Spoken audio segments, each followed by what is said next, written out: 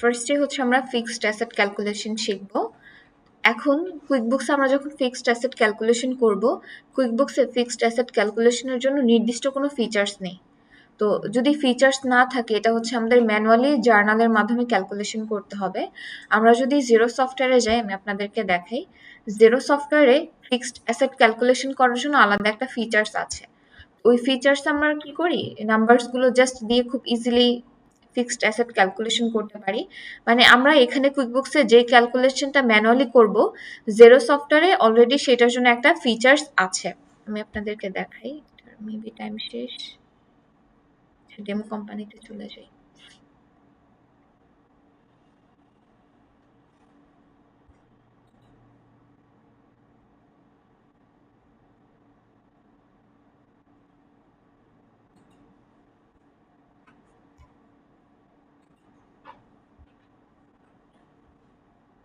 আচ্ছা, আমার সবগুলো কোম্পানির মেয়াদ শেষ। তো জেরো সফটওয়্যারে হচ্ছে ফিক্সড অ্যাসেট ক্যালকুলেশনের জন্য আলাদা ফিচার্স থাকে, তো কুইকবুক সফটওয়্যারে নেই। তো কুইকবুক সফটওয়্যারে যেহেতু নেই, এর জন্য আমরা কুইকবুক সফটওয়্যারে ম্যানুয়ালি ক্যালকুলেশন করব। ম্যানুয়ালি কিভাবে, জার্নাল এন্ট্রির মাধ্যমে। তো সেক্ষেত্রে আমি যদি এখানে দেখেন জার্নাল এন্ট্রিতে চলে যাই, যাওয়ার পর জি অন করেছি। এখানে আমি যদি ক্লিক করি, এই যে আমরা ড্রপডাউনে যেগুলো দেখতে পাচ্ছি, হ্যাঁ, এই হেডগুলো কোথা থেকে এসেছে? আমার চার্ট অফ অ্যাকাউন্টে যে হেড আছে সেই হেডগুলো এসেছে। আমি যদি ফিক্সড অ্যাসেট ক্যালকুলেশন করতে চাই, এই যে আমার অ্যাসেটগুলো আছে, অ্যাসেটের নামগুলো আছে, আমাকে ফার্স্টে দেখতে হবে এগুলো চার্ট অফ অ্যাকাউন্টে অ্যাড করা আছে কিনা। তো আমরা ডকুমেন্টে একটু স্টাডি করি। ক্লায়েন্ট, এখানে অ্যাসেটের ক্যাটাগরি দেওয়া আছে, furniture and fixture, autos and truck, machinery and equipment, land and building. এই যে ফিক্সড অ্যাসেটগুলো আছে, ক্লায়েন্ট কোন ডেটে পারচেস করেছে, কোন ইয়ারে পারচেস করেছে সেটা দেওয়া আছে, ভেন্ডরের নাম দেওয়া আছে, অরিজিনাল কস্ট দেওয়া আছে। মানে এই ফার্নিচার অ্যান্ড ফিক্সচার সে যখন 21 সালে পারচেস করেছিল জ্যাক ব্রাউনের কাছ থেকে 4000 পাউন্ডে পারচেস করেছে, এবং 21 সাল পর্যন্ত সে ডিপ্রিসিয়েশন ক্যালকুলেশন করেছে। তো আমাকে যখন ক্লায়েন্ট প্রোভাইড করবে 21 সালের পরবর্তী যে বছরগুলো 22, 23, 24, 25, আমরা কি করব, সেগুলো ডেপ্রিসিয়েশন ক্যালকুলেশন করব। কিন্তু ক্লায়েন্ট 2021 পর্যন্ত করে দিয়েছে। দেন এখানে বুক ভ্যালু আছে, ইউজফুল লাইফ আছে। এই যে আমার ফার্নিচার অ্যান্ড ফিক্সচার যেটা আছে, এই যে অরিজিনাল কস্ট থেকে এই অ্যাকুমুলেটেড ডিপ্রিসিয়েশন মাইনাস করলে যেটা আসে সেটা হচ্ছে বুক ভ্যালু। ইউজফুল লাইফ, এই যে আমার অ্যাসেটটা আছে, আমার ফার্নিচার অ্যান্ড ফিক্সচার, এটা আমি 10 বছর ব্যবহার করতে পারবো। অটোস অ্যান্ড ট্রাক আমি 20 বছর ব্যবহার করতে পারবো। স্যালভেজ ভ্যালু, আয়ুষ্কাল শেষে যেটা ভগ্নাবশেষ থাকে সেটা হচ্ছে স্যালভেজ ভ্যালু। যেমন আমার ফার্নিচার অ্যান্ড ফিক্সচার, এটা আমি 10 বছর ব্যবহার করতে পারবো। সো 10 বছর হয়ে গেল, এখন অ্যাসেটটা আমার কাছে আছে, আমি চাইলে ব্যবহার করতে পারি বা কম টাকায় সেল করে দিতে পারি। তো এটাই হচ্ছে আয়ুষ্কাল শেষে, কিন্তু এটা এখন আমার কাছে আছে। তো আয়ুষ্কাল শেষে যেটা থাকে সেটাই হচ্ছে স্যালভেজ ভ্যালু। ডিসপোজাল ডেট আর ডিসপোজাল অ্যামাউন্ট, ডিসপোজালটা কি?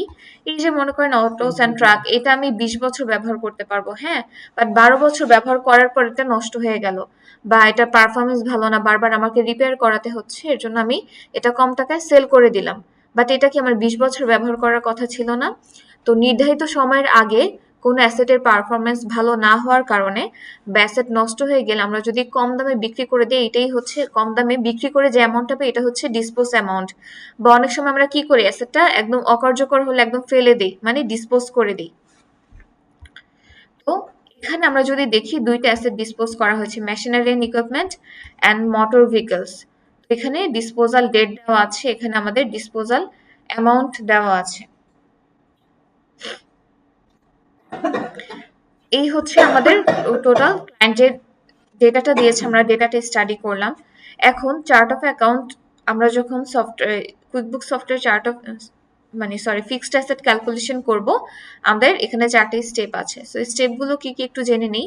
এই যে অ্যাসেটগুলো আছে, স্টেপ 1, অ্যাসেটের নামগুলোতে আমরা চার্ট অফ অ্যাকাউন্ট অ্যাড করব নামে নামে। এই যে furniture and fixture, autos and truck, machinery and equipment, land and building, প্রত্যেকটা নামে নামে আমরা একটা করে চার্ট অফ অ্যাকাউন্ট ক্রিয়েট করবো। এটা হচ্ছে স্টেপ 1, ক্লিয়ার? স্টেপ 2, এই যে অ্যাসেট গুলো আছে, সাপোজ আপনার এই রুমটাতে বসে আছেন, হ্যাঁ, এই যে ল্যাবের মধ্যে যে পিসি গুলো আছে, এটাও কি একটা ফিক্সড অ্যাসেট না? তো এরকম মনে করেন অনেক ল্যাবে অনেক পিসি আছে, এরকম 500 পিসি আছে, হ্যাঁ, এই 500 পিসি যদি নষ্ট হয়ে যায়, একটা অর্গানাইজেশনের পক্ষে কি 500 পিসি একসাথে পারচেজ করা সম্ভব? তখন কি হবে, তার যে ওয়ার্কিং ক্যাপিটাল আছে ওয়ার্কিং ক্যাপিটালের উপর প্রেশার পড়বে। ওয়ার্কিং ক্যাপিটালের উপর যদি প্রেশার পড়ে, তার কোম্পানির যে others cost, employee salary, house rent, others যে এক্সপেন্সগুলো আছে সেগুলো তখন তার জন্য বেয়ার করা ইম্পসিবল হয়ে যাবে। তো এর জন্য কি করে কোম্পানি, প্রত্যেকটা ফিক্সড অ্যাসেটের জন্য অ্যাকুমুলেটেড ডিপ্রিসিয়েশন ক্যালকুলেশন করে থাকে। অ্যাকুমুলেটেড ডিপ্রিসিয়েশন আয়ও না দায়ও না, এটা একটা সঞ্চিতি, এটা সবসময় ক্রেডিট পাশে বসে। এটা কেন করা হয়, এই যে ফার্নিচার অ্যান্ড ফিক্সচার 10 বছর পর যখন নষ্ট হয়ে যাবে, তখন কোম্পানির কাছে একটা এই যে অ্যাকুমুলেটেড ডিপ্রিসিয়েশন নামে একটা ফান্ড থাকে ফার্নিচার অ্যান্ড ফিক্সচারের জন্য। ওই ফান্ডের টাকা দিয়ে তখন সে কি করবে, ফার্নিচারটা পারচেস করবে। যেমন তার অটোটা নষ্ট, এই ট্রাকটা বা এই মোটর ভেহিকলসটা তার নষ্ট হয়ে গেল, এখন এটা যখন নষ্ট হয়ে যাবে, এই যে মোটর ভেহিকলস এর জন্য যে একটা অ্যাকুমুলেটেড ডিপ্রিসিয়েশন নামে একটা ফান্ড ক্রিয়েট করেছিল, সেই ফান্ডের টাকা দিয়ে তখন সে কি করবে, এটা পারচেস করবে। এতে করে তার ওয়ার্কিং ক্যাপিটালের উপর আর কি হবে না, কোনো প্রেশার পড়বে না। মানে প্রত্যেকটা অ্যাসেটের জন্য সে আলাদা আলাদা করে ফান্ড করে সেখানে টাকা সেভিংস করছে। আমরা কি করি, টাকা সেভিংস করি না যেন ইন ফিউচার কিছু করতে পারি? তো এখানে প্রত্যেকটা অ্যাসেটের জন্য এইভাবে ফান্ড করে টাকা সেভিংস করা হচ্ছে, যেন অ্যাসেটগুলো নষ্ট হয়ে গেলে যেন এটা পারচেস করতে পারে।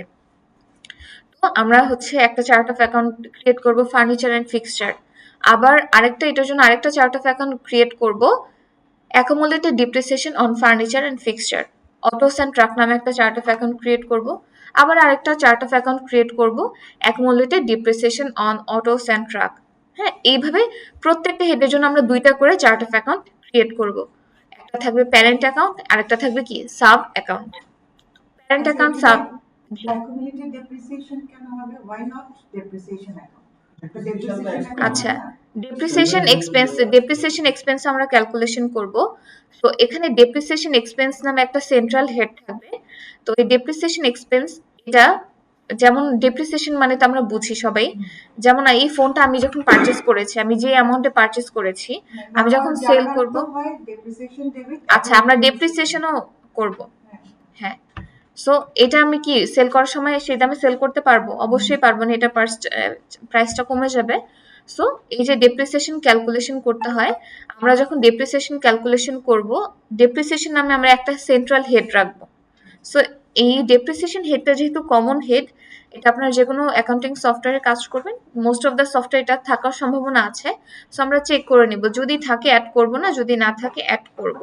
এরপর যদি চলে আসি loss or gain of disposal on fixed asset. আমরা যদি কোনো অ্যাসেট ডিসপোজ করে থাকি, সেক্ষেত্রে লস অর গেইনের একটা ব্যাপার চলে আসে। হ্যাঁ, এটা কিন্তু প্রফিট লসের মতো না, লস করলাম নাকি গেইন করলাম বিষয়টা এমন। তো আমরা যদি কোনো অ্যাসেট ডিসপোজ করে থাকি, সেক্ষেত্রে আমরা loss or gain of disposal on fixed asset নামে একটা চার্ট অফ অ্যাকাউন্ট ক্রিয়েট করব। সো এই হচ্ছে টোটাল ইনফরমেশন বা ডিটেলসগুলো জানলাম। ফার্স্ট আমরা একটু চেক করে নিই অ্যাসেটগুলো নামে সফটওয়্যারে কিছু অ্যাড করা আছে কিনা। এর জন্য আমরা চলে যাব চার্ট অফ অ্যাকাউন্টে।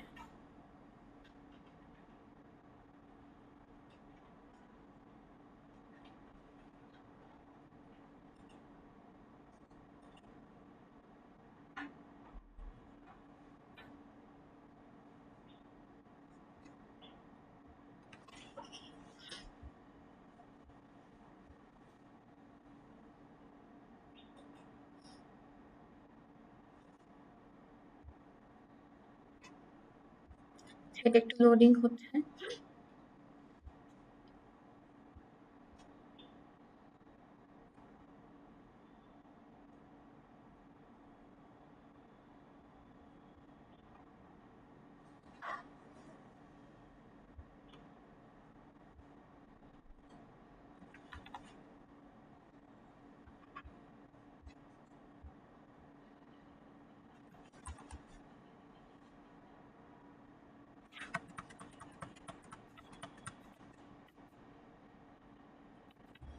আচ্ছা, এই নামে আমাদের নেই, সো আমরা ক্রিয়েট করব।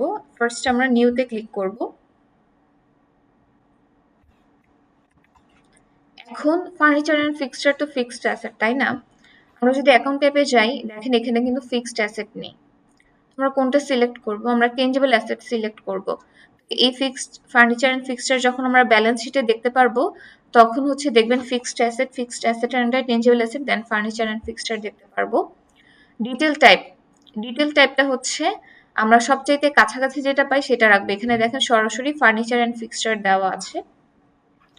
এরপর original cost as of date, original কস্টে এই ফার্নিচারটা আমি যেই প্রাইস দিয়ে কিনেছি সেটা যাবে, এবং অ্যাজ অফ ডেটে আমি যেই ডেটে পারচেস করেছি সেই ডেটটা যাবে।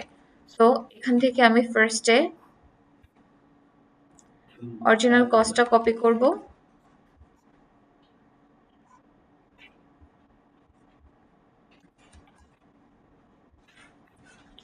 দেন এখান থেকে অ্যাজ অফ ডেট অ্যাড করে দিব।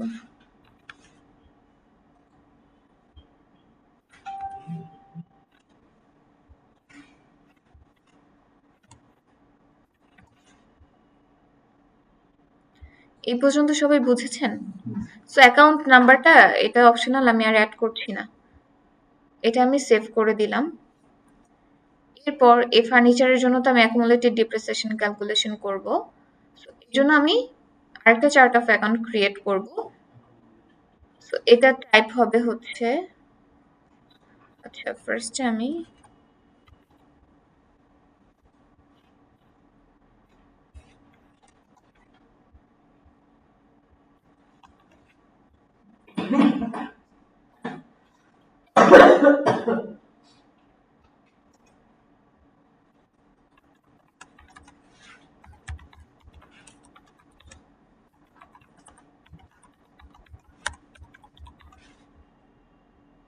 এখানে আমরা সিলেক্ট করব অ্যাকুমুলেটেড ডিপ্রিসিয়েশন।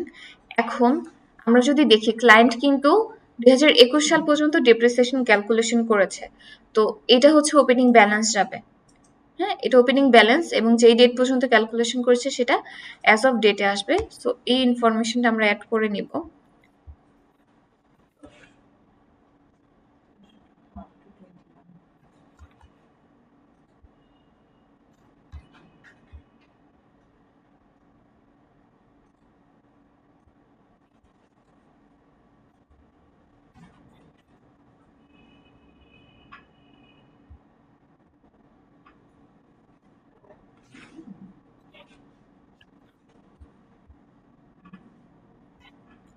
এটা হচ্ছে আমাদের সাব অ্যাকাউন্টে যাবে। এটার প্যারেন্ট অ্যাকাউন্ট কি হবে? Furniture and fixture.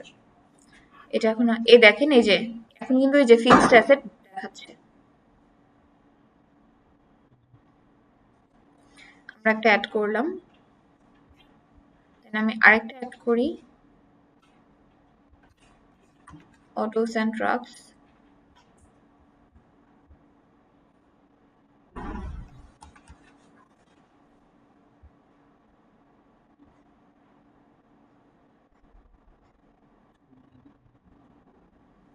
এটা হচ্ছে চার্ট অফ অ্যাকাউন্টের নাই দেখে করছি তো, আর যদি থাকে থাকলে তো আমাকে অ্যাড করতে হবে না। শুধু ডেপ্রিসিয়েশন।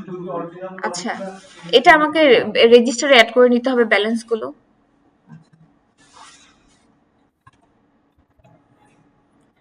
অরিজিনাল কস্ট,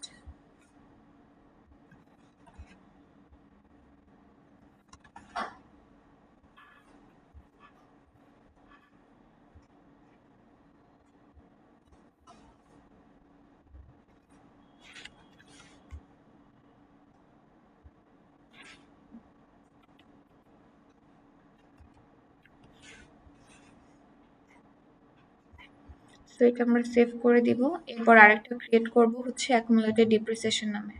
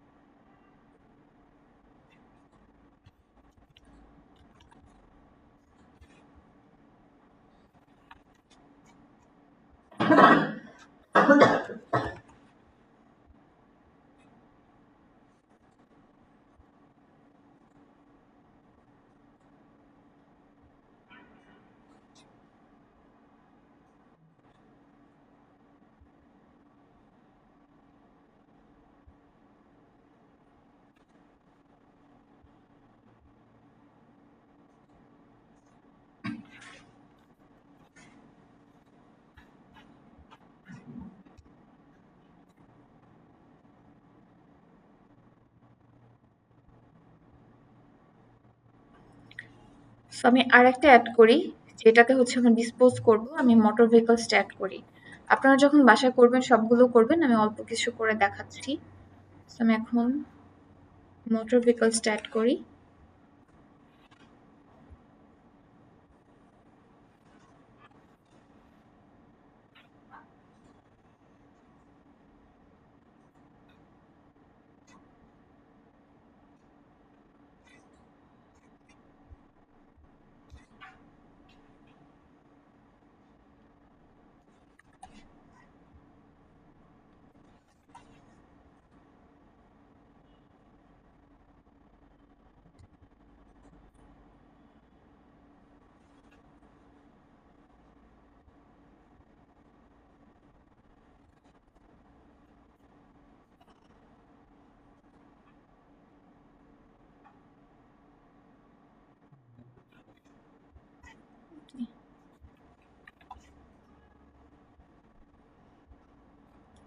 এখানে অ্যাজ অফ ডেট এটা কবে ছিল?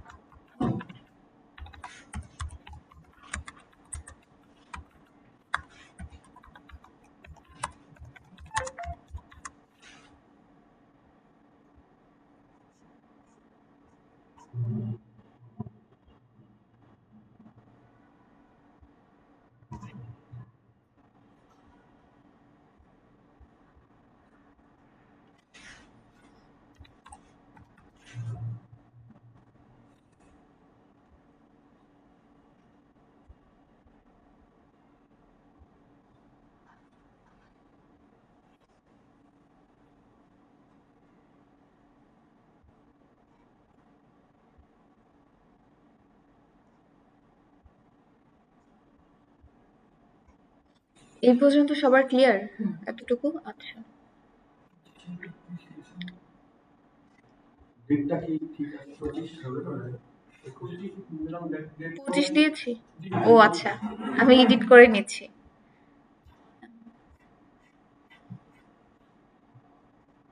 Autos and trucks.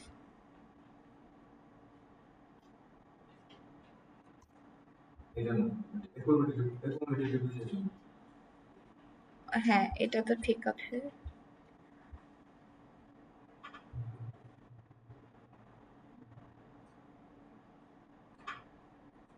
নতুন এক কোম্পানি খোলার সময় হচ্ছে একই নাম নেয় না সুপার কেয়ার। আচ্ছা, নিবে। আমার সামনে একটা ওপেন করেন, নিবে। আপনার একই নামে আপনি বিয়ে 50টা ওপেন করতে পারবেন, কোনো সমস্যা হবে না। বারবার বলে যে এটা করা যাবে না, এই নামে আর করা যাবে না। না, হয়। এরকম তো কখনো হয়নি। কেটে দিয়ে আবার ট্রাই করবেন। আপনি আজকে এখানে একটা আমার সামনে ট্রাই করেন। সেটা আমরা এডিট করে সেভ করে দিই।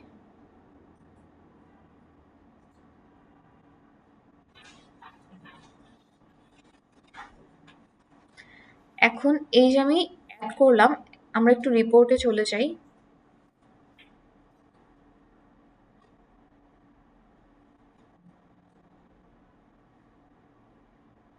ফার্স্ট আমরা ব্যালেন্স শিটে চলে আসব। দেখেন এই যে ফিক্সড অ্যাসেট আর tangible asset, autos and truck, then এই যে অ্যাকুমুলেটেড ডিপ্রিসিয়েশন ক্যালকুলেশন করা হয়েছে, এটা মাইনাস হয়ে এসেছে। Then furniture and fixture depreciation calculation করা হয়েছে, এটা মাইনাস করে হয়ে এসেছে। দেন হচ্ছে motor vehicles, accumulative depreciation on motor vehicles, এই যে এটা মাইনাস হয়ে এসেছে। এরপরে যে total tangible asset, total fixed asset, সুন্দরভাবে এটা আমাদের রিপোর্টে এসেছে।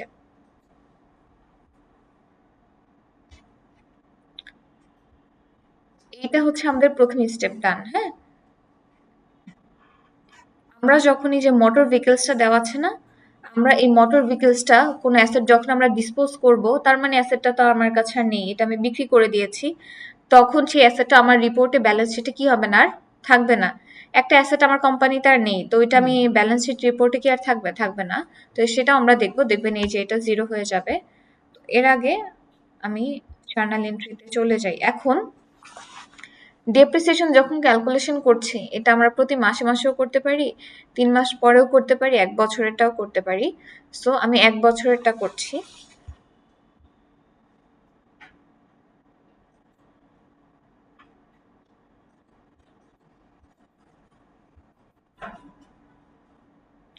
সো আমি 22 সালেরটা করব।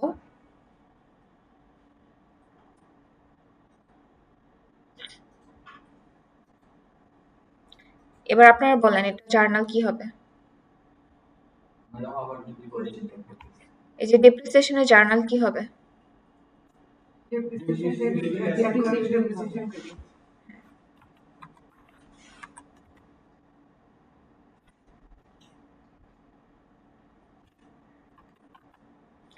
এখন এই যে অ্যাকুমুলেটেড ডেপ্রিসিয়েশন যখন ক্যালকুলেশন করব, এখানে দেখেন প্রত্যেকটা অ্যাসেটেরটা আমরা একসাথে করতে পারি। হ্যাঁ, যেহেতু ডেট সেম, তো আমরা কি করতে পারি, একসাথে করতে পারি। আমি 3-4টা একসাথে করবো, আমি 3টা করছি, আপনারা যখন করবেন সবগুলো একসাথে করবেন।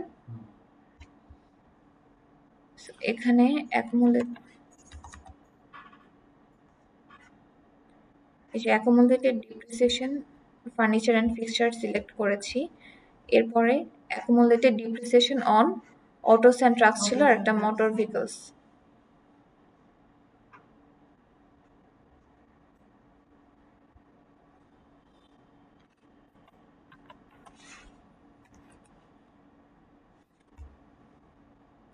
সিলেক্ট করলাম, আর এটা আমি 1 বছরের জন্য করছি। হ্যাঁ, তাহলে আমরা প্রতি মাসে মাসেও করতে পারি, 3 মাস পরেও করতে পারি, 6 মাস পরেও করতে পারি, আবার 1 বছরের জন্য করতে পারি।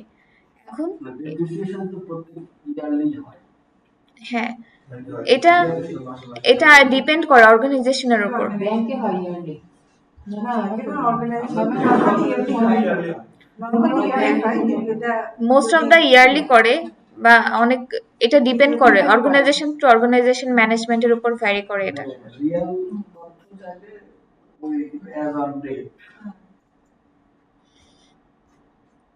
ডাউনলোড, আমরা এখন 1 বছরটা বের করব।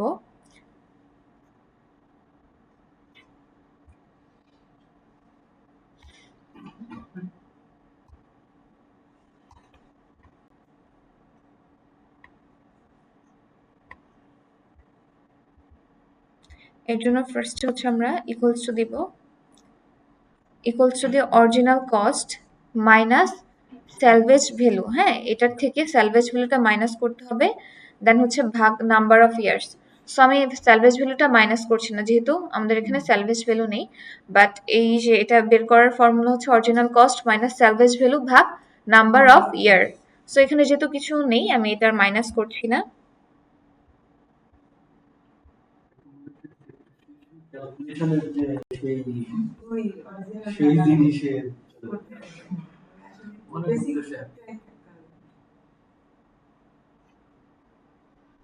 আমার মোটর ভেহিকলসেরটা দেখি।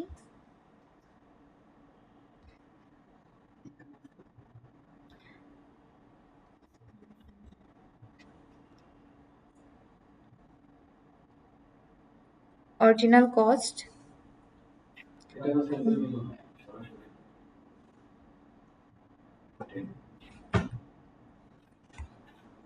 আমরা ফর্মুলাটা করে একসাথে ফর্মুলা করে রাখতে পারি আমরা। হ্যাঁ,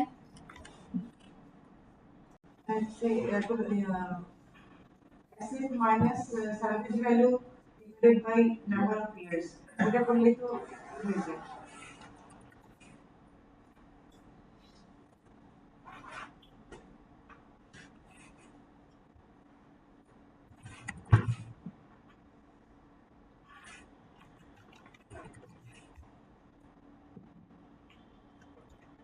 এখন এই টোটালটা আমরা এখানে নিয়ে আসবো।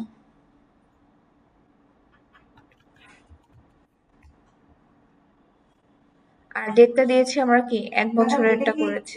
এই যে টোটালটা কি এটা অটোমেটিক এসছে নাকি আমি ম্যানুয়ালি অ্যাড করতে হবে? আমি ম্যানুয়ালি অ্যাড করেছি টোটালটা। নি আসলে না। অনেক সময় নেয়, অনেক সময় নেয়নি এখানে। এই যে আমি এই যে ডেবিট ক্রেডিট এন্ট্রি করে দিয়েছি, অবশ্যই ডেবিট ক্রেডিট সমান হতে হবে। হ্যাঁ। এখন এটা আমি 7 ক্লোজ করে দিব। আমার 22 সালেরটা ক্যালকুলেশন করা ডান। এরপর আমি আবার একটু লিস্টে চলে আসি। এই যে মোটর ভেহিকলস দেখেন, এইটা আবার আমি কি করব, 23 সালেরটা ক্যালকুলেশন করব, 24 সালেরটা করব। বাট আমার মোটর ভেহিকলস 2023 সালে এসে 1500 টাকায় সেল করে দিয়েছে। কেন সেল করে দিয়েছে? এটার হয়তো পারফরমেন্স ভালো ছিল না, এর জন্য এটা সেল করে দেওয়া হয়েছে। তো এখন এখানে একটা বিষয় দেখতে হবে, এই যে এখন এই 30 সালের কবে সেল করেছে? এপ্রিলের 15 তারিখে সেল করেছে। এখন এই এপ্রিলের 15 তারিখের আগ পর্যন্ত এই অ্যাসেটটা কি আমার কাছে ছিল না, এর জন্য এই সময়টুকুর কি করতে হবে, ডেপ্রিসিয়েশন ক্যালকুলেশন করতে হবে। আগে কি করেছি, 1 বছরের করেছি। এখন এখানে দুইটা বিষয় আছে, একটা কি, একটা হচ্ছে অ্যাকচুয়াল ডে আর একটা ফুল মান্থ। আমি এটা করে দেখাই, একটু ক্লিয়ার হবে।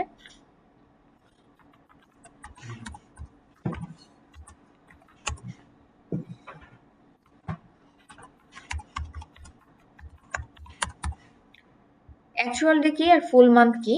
এই অ্যাসেটটা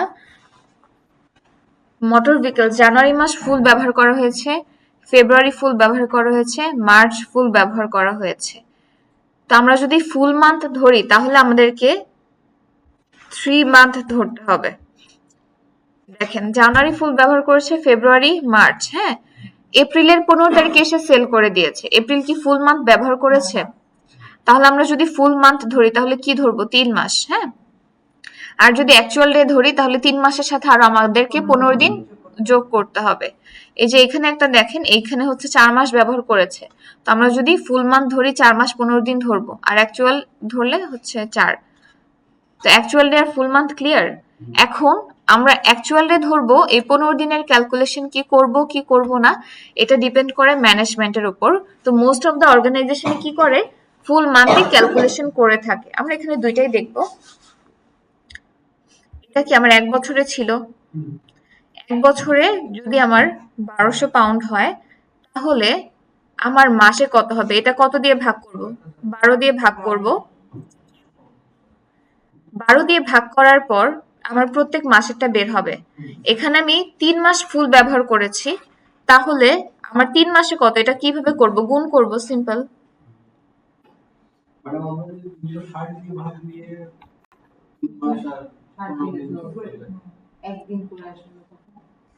আচ্ছা, এটা ম্যানুয়ালি ক্যালকুলেশন করছেন আপনি, আপনার মতো করে যেভাবে করেন দেখেন, তাহলে আমার 3 মাসে কত আসে, 300। আমার হচ্ছে পার মান্থ যদি 100 করে আসছে তাহলে হাফে কি হয়, মানে আমি যদি অ্যাকচুয়াল ডে ক্যালকুলেশন করি তখন আমার হবে টোটাল 350। আর যদি আমি ফুল মান্থ ক্যালকুলেশন করি আমার এখানে কত হবে, 300। মানে আমার এখানে কিন্তু পার মান্থ 100 করে আসছে, হ্যাঁ। তাহলে 1 মান্থের হাফ কত, $50 হবে আমার এখানে। এখন এটা হচ্ছে অ্যাকচুয়ালি ফুল মান্থ। ফার্স্টে আমরা এই যে 3 মাস পর্যন্ত যে অবচয় ডিপ্রিসিয়েশন ক্যালকুলেশন করেছি, আগে এটার জার্নাল এন্ট্রি করব, এরপরে আমরা ডিসপোজালে চলে যাব।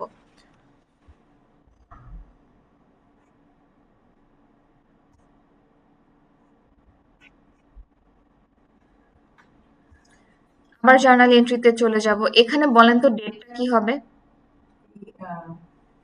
15 তারিখ, এপ্রিলের 15 তারিখ না, এখানে চলে যাব আমি 2023 সালে। জানুয়ারি মাস ফুল ব্যবহার করেছি, ফেব্রুয়ারি মাস ফুল ব্যবহার করেছি, মার্চ ফুল ব্যবহার করেছি।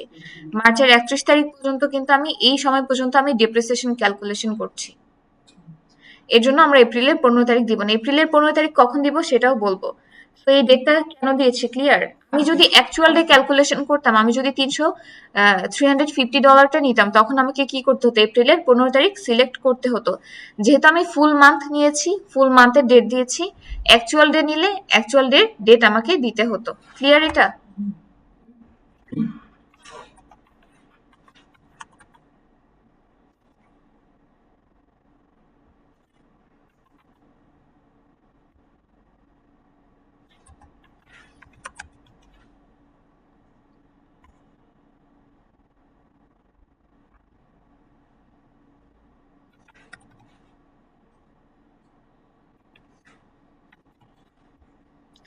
আমরা যেমন জার্নালে ন্যারেশনস লিখি, আপনার ডেসক্রিপশনে চাইলে আমার ন্যারেশন অ্যাড করতে পারেন। তো এখন এটা আমি কি করব, 7। আচ্ছা, এটা কিন্তু সেভ করা যাবে না। হ্যাঁ, আমরা যদি শুধু সেভ করি এটা কিন্তু ড্রাফটে সেভ হবে। সো আমরা অলওয়েজ ইনভয়েসের ক্ষেত্রে, জার্নালের ক্ষেত্রে এটা আমি এখন সেভ অ্যান্ড ক্লোজ করে দিব। এখন আমরা একটু রিপোর্টে চলে আসি, আমি একটু রিলোড দিই রিপোর্ট সেন্টারটা।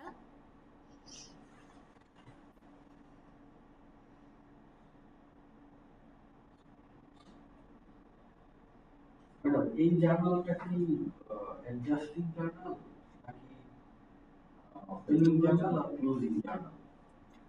আচ্ছা, অ্যাডজাস্টিং জার্নাল আমি দেখাবো নেক্সট ক্লাসে। এটা তো হচ্ছে আমরা ফিক্সড অ্যাসেট ক্যালকুলেশন করার জন্য অনেকগুলো মেথড আছে। এটা হচ্ছে আমি স্ট্রেট লাইন মেথডে ক্যালকুলেশন করছি। আচ্ছা, এই যে দেখেন আমার ক্লোজিং জার্নাল হয় ওপেনিং জার্নাল না হলে ক্লোজিং জার্নাল, কারণ আমার তো অ্যাসেটটা আমি ক্লোজ আচ্ছা, করে দিলাম। এটা আমরা একটু দেখি। হ্যাঁ, এই যে মোটর ভেহিকলস এর প্রাইসটা আছে আর এই যে অ্যাকুমুলেটেড ডিপ্রিসিয়েশনটা এখানে আমরা ক্যালকুলেশন করেছি, আমাদের রিপোর্টে চলে এসেছে। হ্যাঁ, এখন আমি যখন এটা ডিসপোজ করব এখানে কোনোটাই কিন্তু থাকবে না। আমি একটু এখানে চলে আসি, আসার পর আমি জার্নাল এন্ট্রিতে চলে যাব।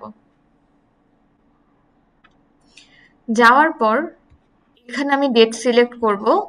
এই যে আমার অ্যাসেটটা, এই মোটর ভেহিকলস আমি এপ্রিলের 15 তারিখে এসে সেল করে দিয়েছি। কত টাকায় সেল করেছি? $1500। এই যে অ্যামাউন্টটা, এই অ্যামাউন্টটা অবশ্যই আমি ব্যাংকের মাধ্যমে রিসিভ করেছি। সো ফার্স্ট আমি ডেটটা দেখে নিই, কোন ডেটে সেল করেছি?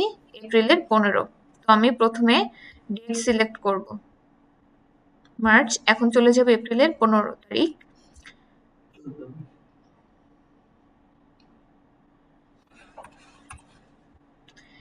এখানে এসে আমি সিলেক্ট করব হচ্ছে আমার ওই যে অ্যাসেটটা সেল করে যে আমার অ্যামাউন্ট পেয়েছে, অবশ্যই আমি কোনো ব্যাংকে রেখেছি। আমি একটা ব্যাংক সিলেক্ট করব, আমি ওয়েলস ফার্গো সিলেক্ট করলাম।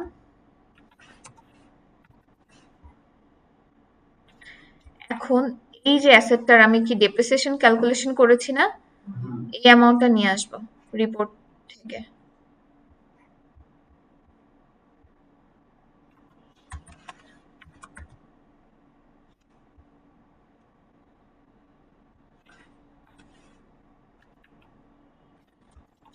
আমরা আবার একটু দেখি। 11,100। এখন মনে হচ্ছে ডিপ্রিসিয়েশন 11,100 আর সেলভেন্স Salvage হচ্ছে 9।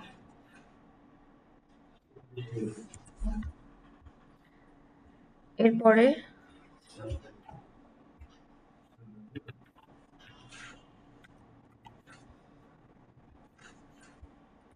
এরপরে আসবো হচ্ছে আমাদের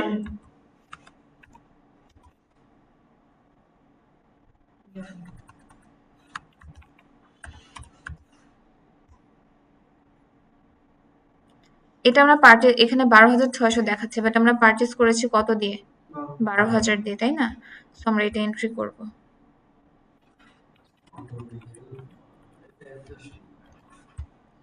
এখন দেখেন আমার এটা চলে, এখন এই যে ডিফারেন্স দেখা যাচ্ছে। হ্যাঁ, এখন আমাদের যে সেই হেড আমি যেটা বলেছি লস অর গেইন একটা ব্যাপার চলে আসবে।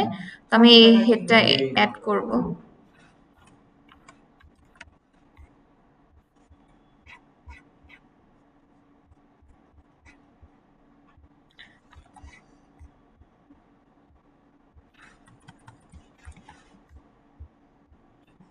এটা আমরা এক্সপেন্সের আন্ডারেও করতে পারি, ইনকামের আন্ডারেও করতে পারি, এটাতে প্রবলেম হবে না।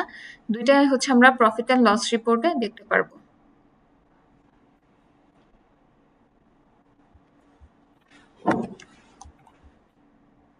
এটা কি একটা আদার এক্সপেন্স আর আদার ইনকাম দুটো আলাদা আলাদা হবে? না, আমি বললাম এই লস অর গেইন এটা হচ্ছে আমার প্রফিট অ্যান্ড লস রিপোর্টে আসবে। হ্যাঁ, এটা আমি ইনকামের আন্ডারও অ্যাড করতে পারি, এক্সপেন্সের আন্ডারও অ্যাড করতে পারি, সমস্যা হবে না। প্রফিট মাইনাস লস হবে। এখন এটা আমি 7 ক্লোজ করে দিব। ক্লোজ করার পর আমি চলে আসবো রিপোর্ট। এখন এইটা একটু আমি রিলোড দিব।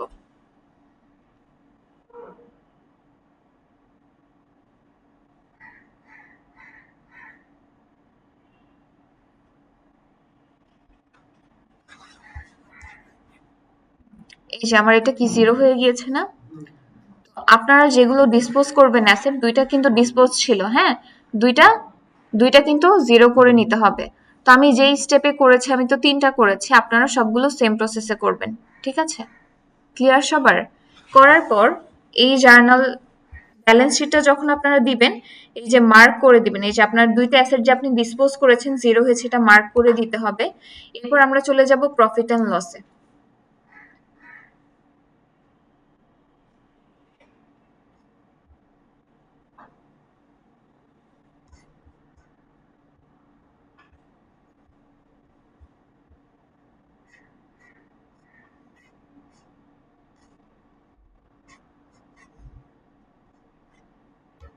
এই যে loss or gain of disposal on fixed asset, এক্সপেন্সের আন্ডারে মাইনাস দেখাচ্ছে, তার মানে এটা আমার কি হয়েছে? গেইন হয়েছে। যদি এটা প্লাস ফিগারে থাকতো তাহলে বুঝতাম এটা তো আমার এক্সপেন্সই হয়েছে। তো এটা দেখেন, এই যে আদার্স এক্সপেন্সের আন্ডারে এটা মাইনাস আকারে আছে, বা এটা যদি আমার হচ্ছে যে ইনকামের আন্ডারে যদি থাকতো প্লাস আকারে, তার মানে আমি বুঝতাম ইনকাম হয়েছে। সো এর জন্যই বলেছি ইনকামে থাক বা এক্সপেন্সেও দিতে পারি, আমরা এটা ইনকামের আন্ডারেও দিতে পারি। ইনকামের আন্ডারে যদি মাইনাস থাকতো তার মানে ইনকাম হয়নি, যদি প্লাস ফিগারে থাকতো দ্যাট মিনস ইনকাম হয়েছে। সো এই রিপোর্টটা দিতে হবে এবং এই পার্টটা একটু মার্ক করে দিবেন, হ্যাঁ, আপনি যেটা ডিসপোজ করেছেন। দেন এই যে আমরা ডেপ্রিসিয়েশন ক্যালকুলেশন করেছিলাম না, এই যে ডেপ্রিসিয়েশনের অ্যামাউন্ট চলে এসেছে। ক্লিয়ার সবার? ওকে, এটা ছিল আমাদের প্রথম পার্ট, ফিক্সড অ্যাসেট ক্যালকুলেশন। তো এখন আমরা দেখব ব্যাংক রিকনসিলিয়েশন।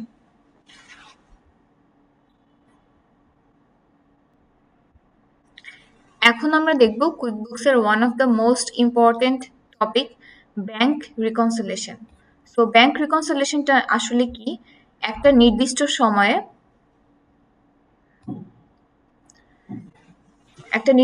সময়ে শেষে একটা নির্দিষ্ট ডেটে আমাদের যে রেজিস্টার আছে বা ব্যাংক বুক আছে, ব্যাংক বুকের যে ব্যালেন্সটা থাকবে বা ব্যাংক রেজিস্টার যে ব্যালেন্সটা থাকবে, এই ব্যালেন্সের সাথে ব্যাংক স্টেটমেন্টের যে ব্যালেন্সটা, এই ব্যালেন্সটা মিলকরণই হচ্ছে ব্যাংক সমন্বয় বিবরণী বা ব্যাংক রিকনসিলিয়েশন।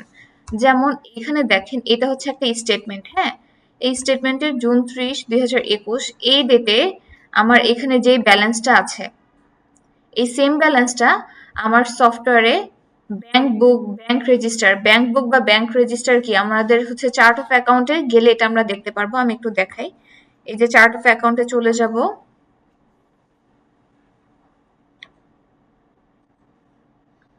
এখানে গিয়ে আমি অন করি ব্যাংক,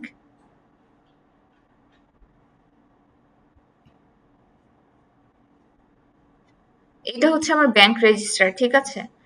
এখন এই ওয়েলস ফার্গো ব্যাংকের আন্ডারে আমি যতগুলো ট্রানজাকশন করব সবগুলো কি আমার এই ব্যাংক রেজিস্টারে থাকবে না? এখানে আমি কোনো অ্যাক্টিভিটি করিনি, এর জন্য শো করছে না। আমি এই ওয়েলস ফার্গোর আন্ডারে যতগুলো ট্রানজাকশন করব সবকিছু কি আমার এই রেজিস্টারে থাকবে। এখন এই রেজিস্টারে যে আমি ট্রানজাকশনগুলো এন্ট্রি করেছি, এই সেম ট্রানজাকশনগুলো কি এই ওয়েলস ফার্গো ব্যাংকের ব্যাংক স্টেটমেন্টে আছে না? এই যে একটা ব্যাংক স্টেটমেন্ট এখানে থাকবে না? তো এই ব্যাংক স্টেটমেন্টে এন্ডিং ব্যালেন্সে এন্ডিং যে ডেটে থাকবে এবং অ্যামাউন্ট যেটা থাকবে, আমার অ্যাকাউন্টের যে রেজিস্টার বা ব্যাংক বুক আছে এখানেও কি সেম হতে হবে। তো যদি সেম না হয় আমি কি রিকনসিলিয়েশন করতে পারবো? পারবো না। এটা গেল স্টেপ 1। এটুকু ক্লিয়ার? ব্যাংক বুক কি, ব্যাংক রেজিস্টার কি, বা চার্ট অফ অ্যাকাউন্ট কি? আমি এর আগে বলেছিলাম যে চার্ট অফ অ্যাকাউন্ট আরো কিছু নামে পরিচিত, ledger of account, head of account বা লিস্ট অফ অ্যাকাউন্ট, এরকম বিভিন্ন নামে পরিচিত। তো এটাকে আমরা ব্যাংক রেজিস্টারও বলতে পারি বা ব্যাংক বুকও বলতে পারি। এইটা গেল একটা। তো আমরা যখন ব্যাংক রিকনসিলিয়েশন করার সময় বিভিন্ন কারণে গরমিল দেখা দেয়। তো গরমিলগুলোর কারণ কি কি? একটা হচ্ছে আউটস্ট্যান্ডিং চেক। দেখা গেল আমি সুপার কেয়ার ফার্মেসিতে কোনো কাস্টমারের কাছে প্রোডাক্ট সেল করেছি হচ্ছে এই জানুয়ারি মাসের শেষের দিকে, হ্যাঁ, তো আমি তাকে জানুয়ারি মাসের 25 তারিখে বা 27 তারিখে আমি তাকে হচ্ছে 27 তারিখে সে আমাকে পেমেন্ট করেছে। তো এটা আমি আমার এই যে রেজিস্টারে এটা আমি রিসিভ করেছি হচ্ছে আমার ব্যাংক রেজিস্টারে, এখানে আছে হচ্ছে জানুয়ারি 27 তারিখে আমি কাস্টমারের কাছ থেকে টাকাটা রিসিভ করেছি। এটা আমার এখানে কি 27 তারিখে আছে, বাট এটা ব্যাংকে উপস্থাপন করা হয়েছে আরো পরে, ব্যাংকে উপস্থাপন করা হয়েছে ফেব্রুয়ারির শুরুর দিকে। তখন কি হবে, আমার ব্যাংক এই যে অ্যাকাউন্ট হিস্ট্রি বা আমার ব্যাংক রেজিস্টারে দেখাচ্ছে জানুয়ারিতে, বাট স্টেটমেন্টে আমি সেটা কোথায় পাবো, ফেব্রুয়ারিতে। এটা এই কারণে কি হতে পারে, গরমিল হতে পারে না? দেখা গেল চেকটা আমি পেয়েছি জানুয়ারির শেষের দিকে, বাট সেটা আমি ব্যাংকে উপস্থাপন করেছি ফেব্রুয়ারিতে। তো যখন আমি স্টেটমেন্টটা হাতে পাবো, সেটাকে আমি জানুয়ারি মাসের স্টেটমেন্টের মধ্যে পাবো, কিন্তু আমার ব্যাংক রেজিস্টারে কখন থাকবে, জানুয়ারি মাসে থাকবে। এটা গেল একটা পয়েন্ট।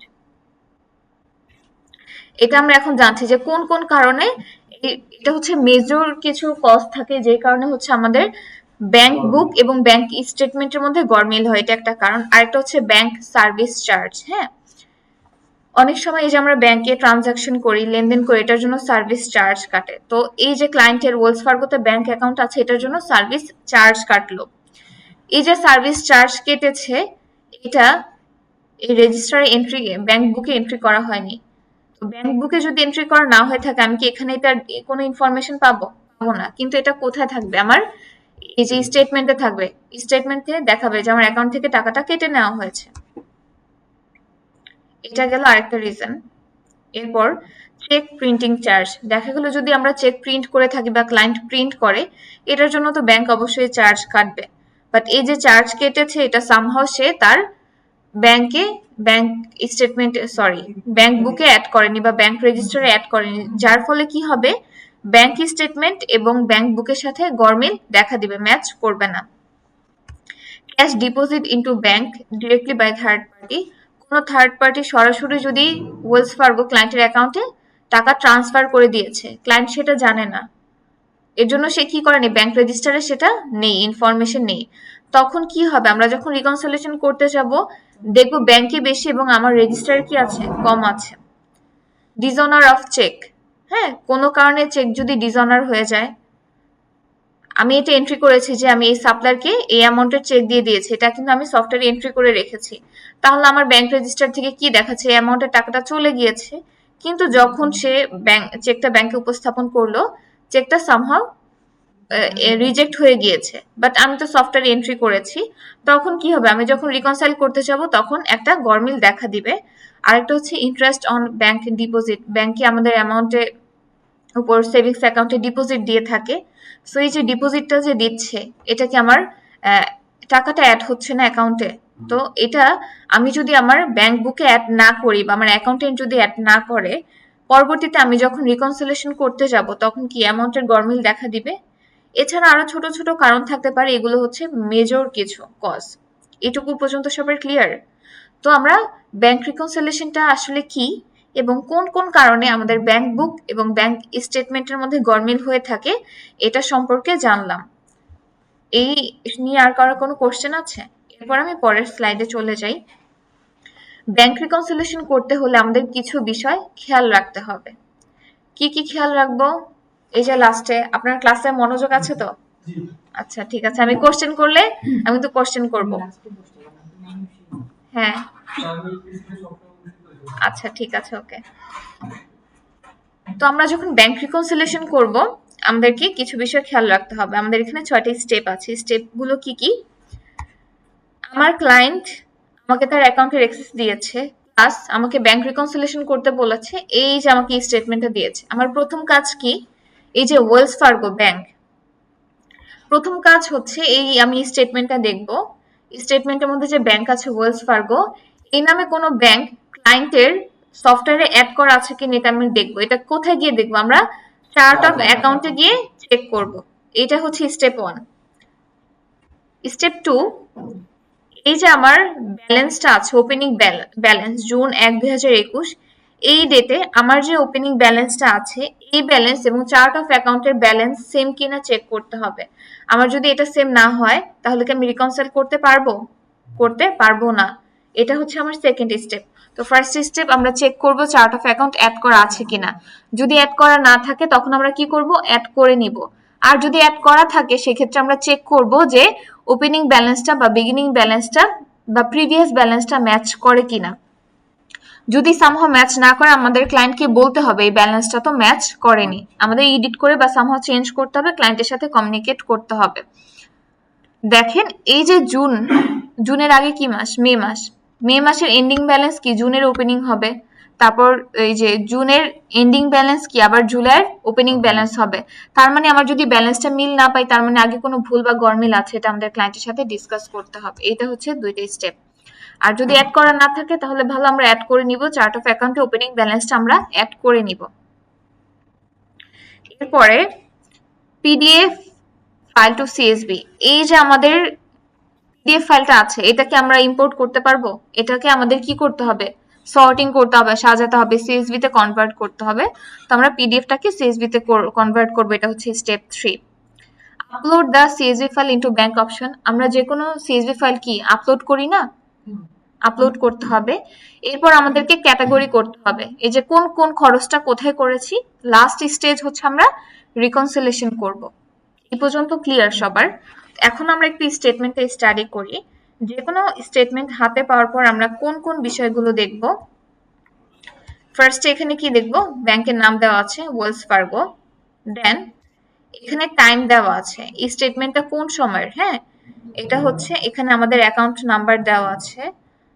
দেন স্টেটমেন্টটা হচ্ছে জুন 1, 2021 থেকে জুন 30, 2021। আমরা টাইমটা দেখলাম, ব্যাংকের নাম দেখলাম। এরপর একটু নিচে চলে আসি। এখানে 2টা ডিটেল আছে,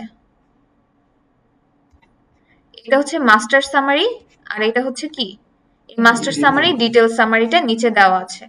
মানে এই যে টোটাল অ্যামাউন্ট, এই টোটাল অ্যামাউন্টটা কোনটা থেকে এসেছে সবকিছু কি আছে এখানে নিচে দেওয়া আছে।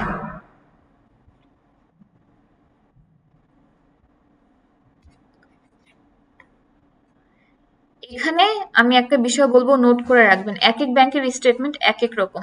এখানে যে বিগিনিং ব্যালেন্স দেওয়া আছে, এটা বিগিনিং ব্যালেন্স, প্রিভিয়াস ব্যালেন্স নামেও থাকতে পারে। হ্যাঁ, আবার এখানে যে এন্ডিং ব্যালেন্স থাকতে পারে, ending balance oblique closing balance oblique new balance. আপনারা যারা এখানে কয়জন ব্যাংকে জব করেন? আপনি করতেন, আপনি করছেন, আর আপু আপনি? আমি ব্যাংক করিনি, আমি অ্যাকাউন্টসে কাজ করছি। আচ্ছা, যারা ব্যাংকে জব করেন তাদের কাছে তো এগুলো ক্লিয়ার। আর বিগিনিং ব্যালেন্স, প্রিভিয়াস ব্যালেন্স, হ্যাঁ, এগুলো অবলিক দিয়ে রাখবেন। আর এটা হচ্ছে ending balance, closing balance, new balance. আবার অনেক স্টেটমেন্টে বিগিনিং ব্যালেন্সটা কি ওল্ড ব্যালেন্স নামেও থাকে। তো এক এক ব্যাংকের স্টেটমেন্ট যখন এক এক রকম হয়, আমরা যেন এগুলো দেখে কনফিউজড না হই, যে আইডেন্টিফাই যেন করতে পারি কোনটা আমাদের বিগিনিং ব্যালেন্স, কোনটা আমাদের এন্ডিং ব্যালেন্স। আর নরমালি আমাদের যে ডেবিট ক্রেডিট আছে ব্যাংক স্টেটমেন্টের ক্ষেত্রে উল্টো, যেমন আমাদের অ্যাকাউন্টে যখন স্যালারি আসে তখন সেটা লেখা থাকে ক্রেডিটেড, আবার যখন কেটে নেয় তখন লেখা আসে ডেবিটেড। সো ব্যাংক স্টেটমেন্টের ক্ষেত্রে বিষয়টা উল্টো থাকে। সো এখানে আমাদের যেই টাকাগুলো আমাদের অ্যাকাউন্টে ডিপোজিট হয়েছে সেটা আমাদের কি ক্রেডিট সাইডে থাকবে, ক্রেডিট নামে থাকবে। আর যেগুলো উইথড্র করেছি, উত্তোলন করেছি, সেগুলো কিসে থাকবে? যে ডেবিটে।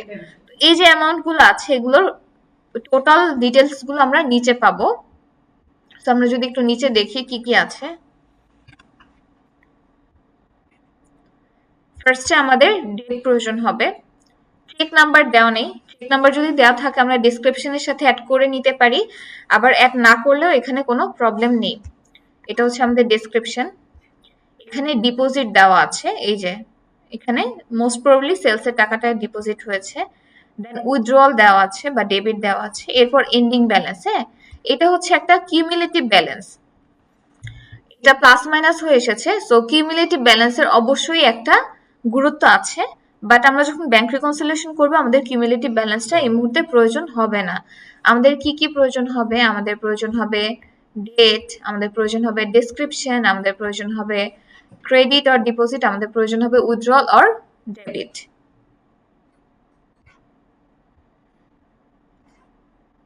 এই পর্যন্ত সবার ক্লিয়ার?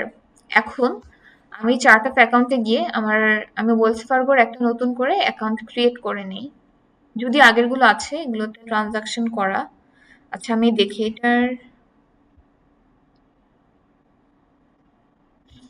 এখানে আমি ওপেনিং ব্যালেন্সটা নিয়ে আসবো। এটা আমি একটু অন্যভাবে নিয়ে আসি ওপেনিং ব্যালেন্সটা। দেখেন, আমরা যখন চার্ট অফ অ্যাকাউন্টে গিয়ে কোনো ব্যালেন্স অ্যাড করি, এটা কিন্তু দেখবেন আর লেখা আসে, ব্যাংক রেজিস্টার আসলে অটো রিকনসাইল দেখায়। যেমন আমি একটা গিয়ে দেখাই, নর্মালি তো আমাদের রিকনসাইল করতে হয়, এরপর রিকনসাইল দেখায়। আচ্ছা, আমার ওয়েলস ফার্গো যেহেতু এটা অ্যাড করা আছে, আমি এখানে ব্যালেন্স নিয়ে আসবো। আমরা এক ব্যাংক থেকে আরেক ব্যাংকে যদি টাকা ট্রান্সফার করতে হয়, আমরা কি ট্রান্সফারে গিয়ে করতে পারি? আমি ট্রান্সফারে চলে আসলাম। এখানে আমি একটা ব্যাংক সিলেক্ট করি।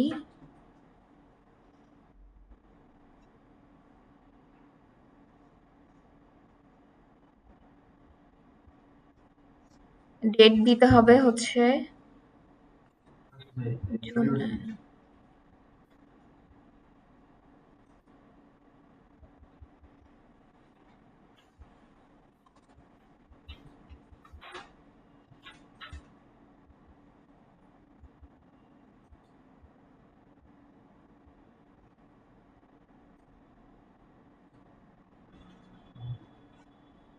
এখানে অ্যামাউন্ট দিব হচ্ছে আমাদের এখানে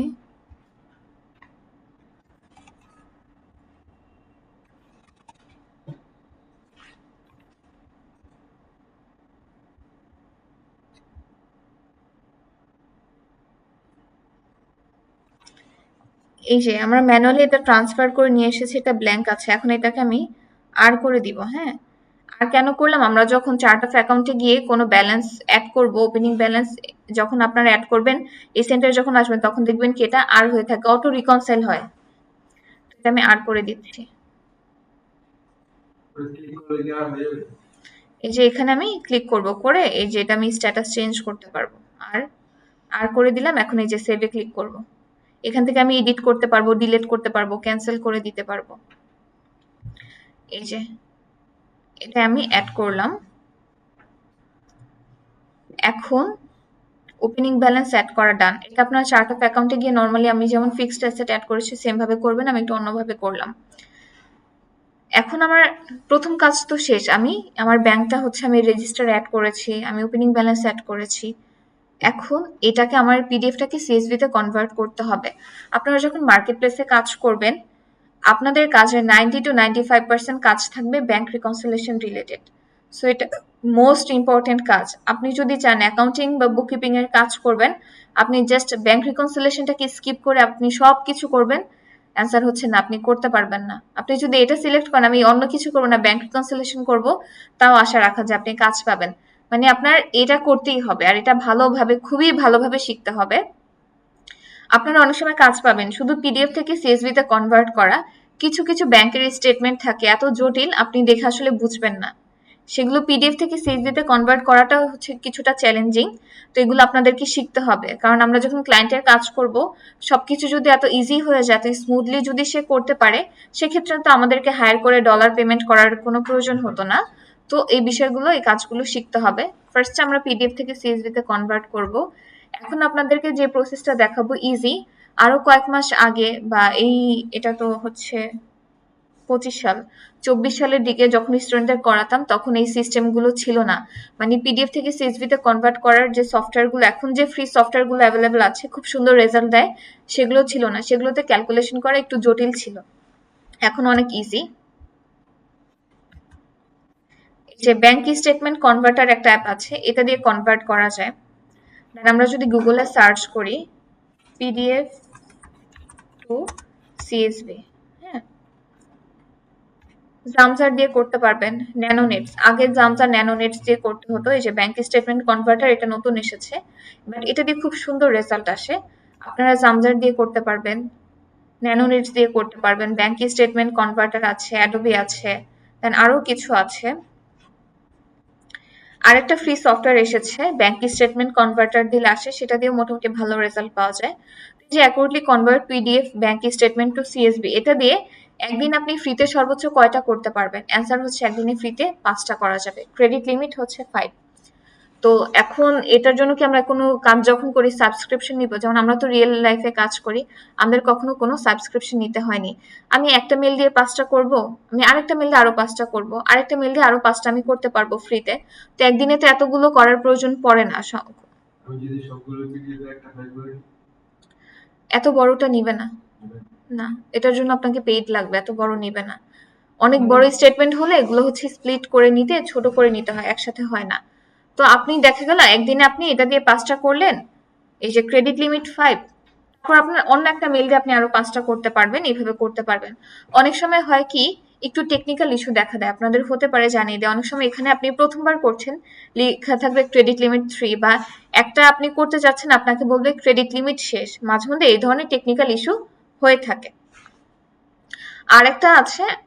আরেকটা লিংক আছে রিকন হেল্প, সেটা আমি আপনাদেরকে প্রোভাইড করব, সেটা আপনারা ব্রাউজারে পাবেন না, সেটা দিয়ে আপনারা কনভার্ট করতে পারবেন সুন্দর করে। সেটা আমাদের এক স্টুডেন্ট হচ্ছে এমএস এর কোর্স করেছে, বাট সবগুলো নেই, সব ব্যাংক নেই, কিছু কিছু ব্যাংক আছে। আমি ফার্স্টেই স্টেটমেন্টটা সিলেক্ট করব, দেন ওপেনে ক্লিক করব, দেন কনভার্টে ক্লিক করব। কনভার্ট হয়েছে, এরপর ডাউনলোডে ক্লিক করব।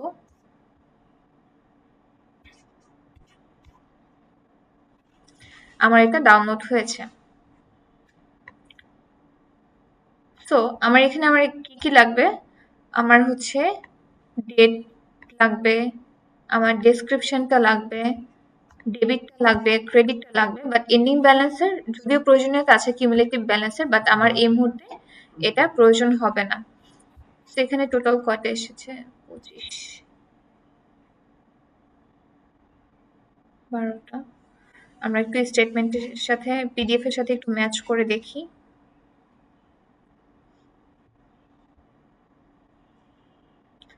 এখন এটা তো আমরা ইম্পোর্ট করতে পারবো না, আমাদেরকে একটু সর্টিং করতে হবে। আমি আরেকটা শীটে চলে যাই। ফার্স্ট আমি ডেটটাকে কপি করব, কপি করে আমি অ্যানাদার শীটে নিয়ে আসব। এরপরে আমি ডেসক্রিপশনটাকে কপি করব। আচ্ছা, ডেসক্রিপশনটা আমি একটু পরে নিয়ে আসি। ডিপোজিট বা ক্রেডিটটাকে আমি কপি করব।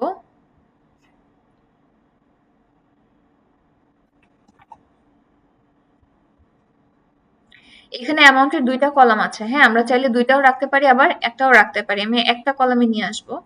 ফার্স্টে আমি এটা কপি করি। হ্যাঁ,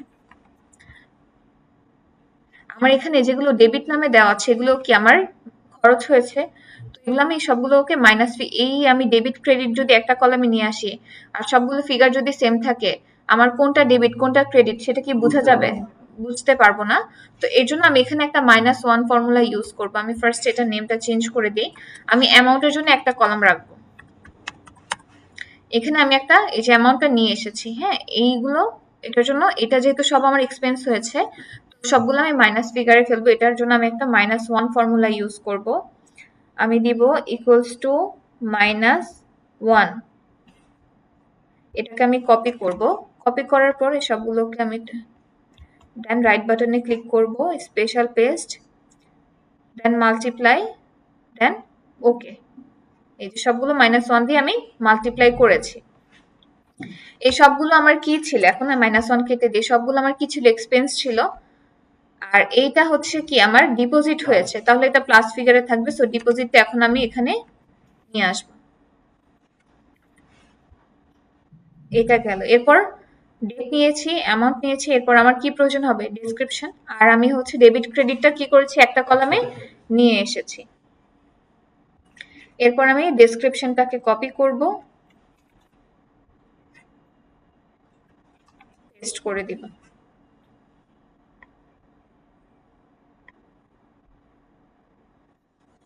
এখন আমাদের দেখতে হবে আমাদের ক্যালকুলেশনটা ঠিক আছে কিনা। দেখবো কিভাবে ঠিক আছে কিনা, আমার ওপেনিং ব্যালেন্স আর এন্ডিং ব্যালেন্স আমার যদি ব্যাংকের সাথে ম্যাচ করে তাহলে আমি কি বুঝবো এটা ঠিক আছে। এর জন্য ফার্স্ট আমার যে ওপেনিং ব্যালেন্সটা আছে এটা আমি কপি করব, কপি করে আমি এখানে পেস্ট করে দিই।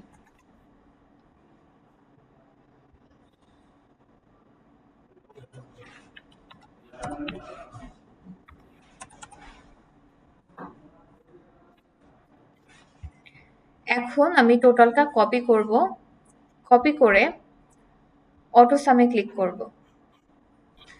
এই যে ব্যালেন্সটা এসেছে এটা হচ্ছে এন্ডিং ব্যালেন্স। এখন এই এন্ডিং ব্যালেন্সটা অবশ্যই আমার ব্যাংকের সাথে ম্যাচ করতে হবে। যদি ম্যাচ করে তাহলে আমি কি বুঝবো ঠিক আছে। 0 সামথিংও যদি গরমিল থাকে তাহলে কি বুঝতে হবে আমার ক্যালকুলেশনে ভুল আছে, কোনো গরমিল থাকা যাবে না। আমরা যদি দেখি, দেখেন ম্যাচ কি করেছে কি করেনি, ম্যাচ করেছে। সো এই পার্টটুকু আমরা জাস্ট দেখলাম ম্যাচ করে কি করেনি। কিভাবে আমরা ওপেনিং ব্যালেন্স দিয়ে অটো সাম করার পর যদি এন্ডিং ব্যালেন্সটা আসে এবং এটা যদি ব্যাংকের সাথে ম্যাচ করে তাহলে আমরা বুঝবো আমাদের ক্যালকুলেশন ঠিক আছে। এখন এই পার্টটুকুর কাজ ডান, এটা আমি ডিলিট করে দিব।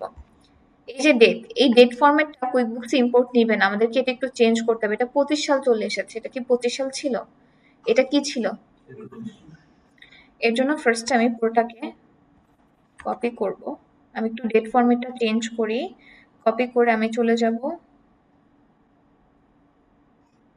এখানে ডেট। আমি ফার্স্টে হচ্ছে ডে রাখলাম, আচ্ছা ডে রাখবো, দেন মান্থ রাখবো, দেন ইয়ার রাখবো।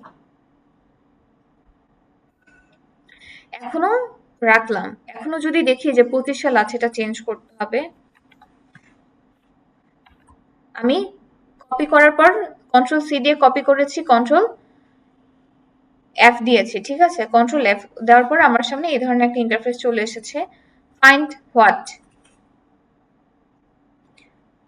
2021, 2021 কে সরি 2025 হবে। 2025 এই যে 2025 সাল ছিল, এটাকে রিপ্লেস করব আমি 2021 এর সাথে। আমি রিপ্লেস অলে ক্লিক করব। ওকে, আমার এই যে টোটাল 12টা রিপ্লেস হয়ে গিয়েছে। এখন ডেট ফরম্যাটটা ঠিক করেছি, ডেসক্রিপশন ঠিক আছে, opening balance ending balance check করেছি, আমার সবকিছু ঠিক আছে। এখন এই যে পিডিএফ থেকে সিএসভি তে কনভার্ট করা এই কাজটা আমার ডান। এখন এটা আমি সেভ করব, এটা আমি সেভ করব সিএসভি ফরম্যাটে।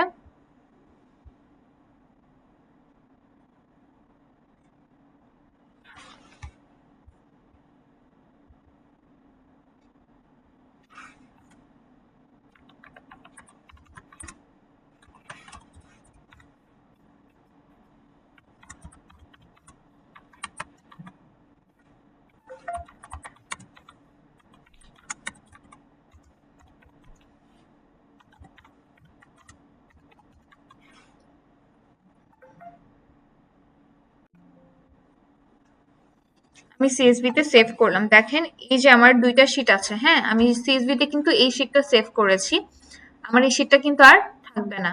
বাট যদি আমি এক্সেলে করতাম তাহলে কিন্তু আমার দুইটাই থাকতো। এখন আমি সুপার কেয়ার চলে যাব ব্যাংক ট্রানজাকশন। ব্যাংক ট্রানজাকশনের আন্ডারে এই যে লিংক অ্যাকাউন্ট দেখতে পাচ্ছি, ড্রপ ডাউনে ক্লিক করব। ক্লিক একটু মার্ক করে দেই, লিংক অ্যাকাউন্ট, লিংক অ্যাকাউন্টের ড্রপ ডাউনে ক্লিক করব। এই যে আপলোড ফ্রম ফাইলে ক্লিক করতে হবে, আপলোড ফ্রম ফাইলে ক্লিক করব। ক্লিক করার পর আমরা যদি দেখি এখানে দুইটা পার্ট আছে, ম্যানুয়ালি আপলোড ইওর ট্রানজাকশন,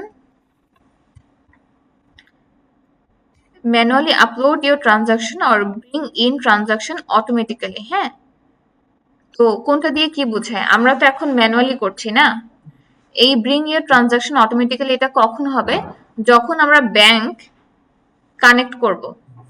এখানে কুইকবুকস এর সাথে 10,000 প্লাস ব্যাংকের অ্যাফিলিয়েশন করা আছে, তো এই ব্যাংকগুলো আমরা কানেক্ট করে কাজ করতে পারবো। জাস্ট ইউজার আইডি পাসওয়ার্ড দিয়ে কানেক্ট করব, করার ফলে এই যে পিডিএফ থেকে আমরা যে সিএসভি তে কনভার্ট করে যে ইম্পোর্ট করব, এই কাজটা আমাদের করতে হবে না, সরাসরি ট্রানজাকশন গুলো কি আমাদের প্যানেলে চলে আসবে।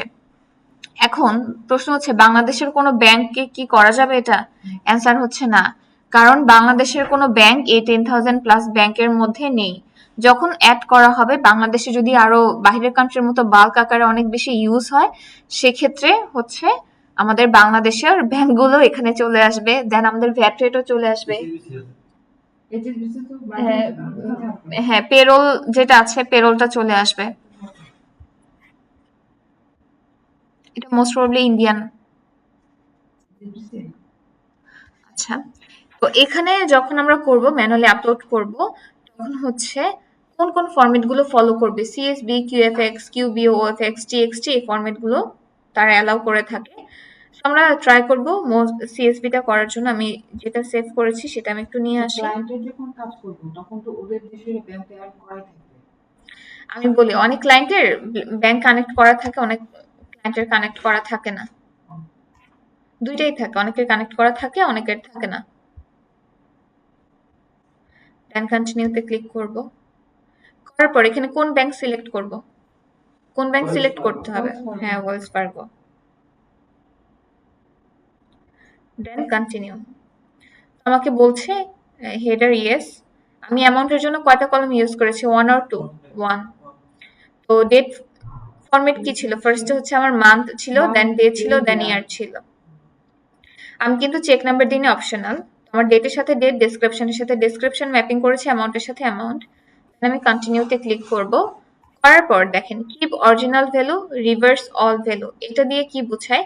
এই অপশনটা আগে ছিল না, নতুন অ্যাড হয়েছে। আপনারা ইন ফিউচারে দেখবেন এই সফটওয়্যারগুলো আপডেট হতে থাকে, নতুন নতুন মেনু আসে কাজগুলোকে ইজি করার জন্য। Keep original value, reverse all value, এই যে আমি যে -1 ফর্মুলা ইউজ করেছি, হ্যাঁ, আমি যদি -1 ফর্মুলা ইউজ না করতাম, সাপোজ আমি আমার ডিপোজিটের অ্যামাউন্টে মাইনাস দিতাম, বাকিগুলো প্লাস ফিগারে যদি রাখতাম, রাখার পর আমি এখানে ইম্পোর্ট করার পর আমি যদি রিভার্স অল ভ্যালুতে ক্লিক করব, তখন প্লাসগুলো মাইনাস হয়ে যাবে, মাইনাসগুলো কি হবে? প্লাস হয়ে যাবে। সামহাও যদি আমরা ক্যালকুলেশন না করে এই পার্টে এসে রিভার্স করতে চাই, তাহলে আমরা কি করতে পারবো? এটা রিভার্স করতে পারবো। ঠিক আছে, বাট আমি তো সব ক্যালকুলেশন করেছি, ঠিক আছে, আমি কি রিভার্স করব? করলে এটা কি হয়ে যাবে? ভুল হয়ে যাবে। সবগুলো সিলেক্ট করব, দেন কন্টিনিউতে ক্লিক করব। এখানে বলছে QuickBooks will import 12 transaction using fields you choose, do you want to import now? আমরা একটু প্রি পয়েন্ট চেক করে নিব যে আমার কি 12 ট্রানজাকশন আছে কিনা। আমরা যদি একটু দেখি, হ্যাঁ এখানে 12 ট্রানজাকশন আছে, ঠিক আছে, সবগুলো ইম্পোর্ট হচ্ছে, দেন ইয়েস। অনেক সময় হয় কি, আমরা যখন করি 400 500 500 1000ও থাকে, তখন সেগুলো কি হয়, সবগুলো একসাথে নেয় না, কিছু থেকে যায়, এর জন্য ব্যাংকে কাজ করতাম, মেকার চেকার থাকতো, আমি যে বললাম আমারটা একজন চেক করে অথরাইজ করবে, এটা সিস্টেম। আমি কি একাই সব কিছু? এই কাজগুলো যখন আমরা করি, ক্লায়েন্টের কি হয়, নির্দিষ্ট কোনো অ্যাকাউন্টেন্ট বা বুককিপার নেই, সে আপনাকে হায়ার করাচ্ছে, হায়ার করে কাজ করাবে। ক্লায়েন্টের যদি একটা অফিস থাকে, সেখানে অনলাইনে এমপ্লয় থাকে, কাজ করছে, তখন তো আপনাকে মার্কেট প্লেস থেকে তো হায়ার করার প্রয়োজন নেই। তখন অবশ্যই বড় অর্গানাইজেশন তো প্রি পয়েন্ট চেক আপ অবশ্যই হবে। এক একজন একটা কাজ করছে, এখানে আপনি তার মোটামুটি সব কাজ করে দিবেন, বিল করবেন, ইনভয়েস করবেন, ভ্যাট রিটার্ন করে দিবেন, ব্যাংক রিকনসিলিয়েশন করবেন। বাট আপনি একটা অর্গানাইজেশনে চিন্তা করেন, আপনি কি সব কাজ করবেন? ব্যাংক রিকনসিলিয়েশন করবে একজন, এটা হচ্ছে পেমেন্ট গুলো একজন ছাড়বে, একজন বিল করবে, একজন হচ্ছে এটা পেমেন্ট অ্যাপ্রুভ করবে, আরেকজন পেমেন্ট ছাড়বে, এইভাবে হয়। বাট আমরা যখন রিমোটলি কাজ করবো, আমি একা কাজ করছি, আমাকে ক্লায়েন্টের অ্যাকাউন্টস এর সব দায়িত্ব আমাকে একাই নিতে হবে, সব করতে হবে। মানে আমি যাদের সাথে কাজ শিখছি ওনাদেরকে চেকার করতে পারি যে ঠিক আছে কিনা দেখেন, এই তো। আপনি যখন রিমোট, যেমন আমি রিমোটলি কাজ করি, হ্যাঁ, আমি কাজ করার পর ইন্ডিয়ান যারা আছে, ইন্ডিয়ানরা, ওরা অ্যাকাউন্টিং বুককিপিং এ ওরা খুবই এক্সপার্ট, হ্যাঁ, ওরা খুব ভালো পারে। তো ওরা হচ্ছে আমার কিছু কিছু কাজ চেক করতো। আবার দেখা যায় ওরা কিছু কিছু জিনিস জানতো না, আমি যে অ্যাকাউন্টিং এর ট্রেনার বা এটা কি ওরা জানে না, আমি নিজে বলিও নি। তো দেখা যায় আমি ওদেরকে কিছু কিছু শিখাতাম বা ওদের কাছ থেকে নতুন নতুন জানতাম। অ্যাকচুয়ালি আপনি যতক্ষণ কাজ না করবেন, আপনি হচ্ছে এক্সপার্ট হতে পারবেন না। তো আমরা এখানে এই যে আমার 3টা ব্যাংক শো করছে, আমি একটু এই যে স্লাইডে ক্লিক করলে আমার চলে আসবে। আমার ছিল কি, ব্যাংক অফ, এই যে ওয়েলস ফার্গো ছিল, তাই না? এই যে আমার কিন্তু অনেকগুলো ব্যাংক এখানে দেখেন, এর জন্য অনেকগুলো আসছে, বাট আমাদের চেক করে নিতে হবে। আমি চলে যাব এই যে ওয়েলস ফার্গোতে, আমি এখানে ক্লিক করব। ক্লিক করার পর এই যে এটা হচ্ছে আমার ওয়েলস ফার্গো।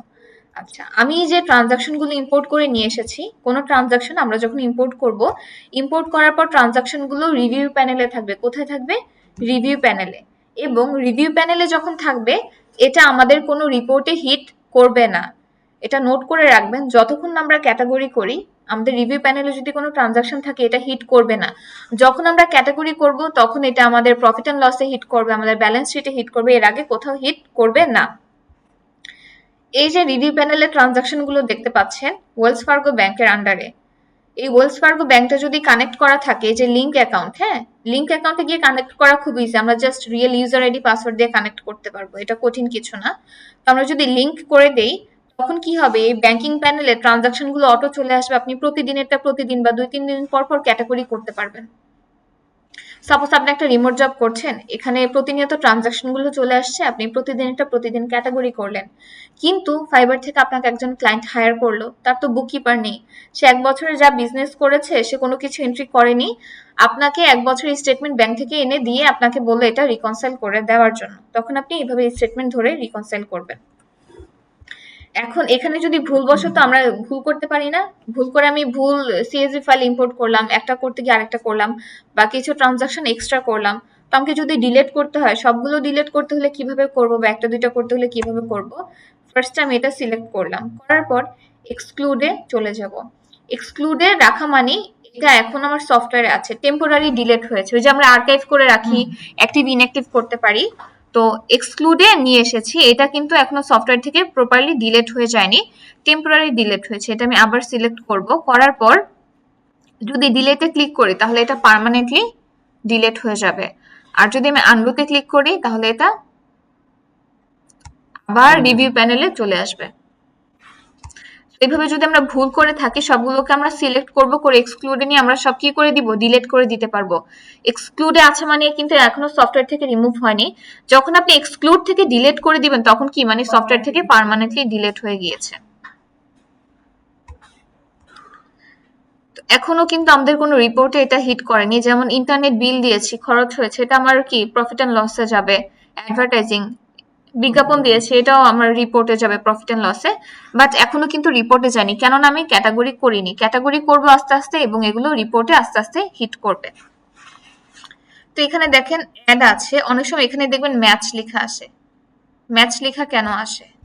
আমি এখানে চলে আসি, এই যে আমি এখানে এক্সপেন্সে চলে যাই, এই যে আমি ইন্টারনেট বিল দিয়েছি, এটা আমি এক্সপেন্সে গিয়ে রেকর্ড করতে পারি না? ইন্টারনেট বিল দিয়েছি, এখন এই ইন্টারনেট বিলটা আবার এখানেও চলে আসছে, একই ট্রানজাকশন কিন্তু আমার দুইবার আসলো, তো আমি কি তখন আমাকে এটা ম্যাচ করতে হবে না? আমি যদি ম্যাচ না করি তখন কি হবে, আমি যখন রিকনসাইল করতে যাব আমি এই ব্যালেন্সটা কি এক্সট্রা দেখতে পাবো।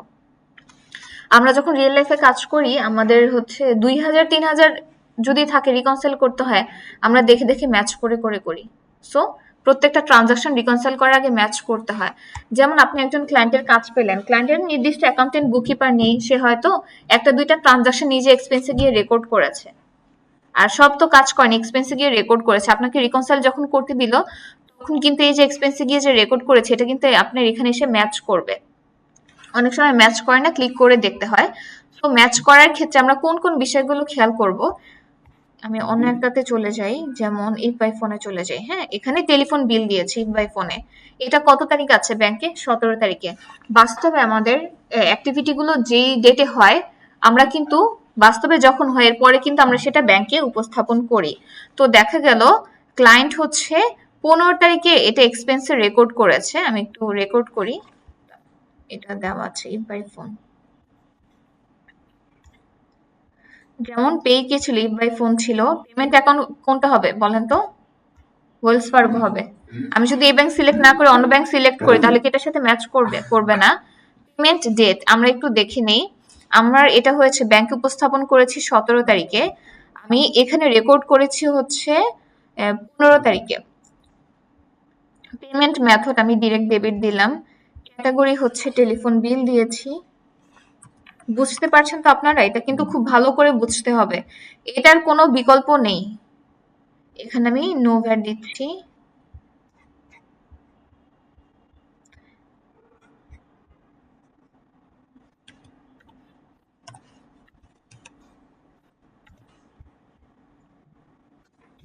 এটা আমি 7 ক্লোজ করে দেই।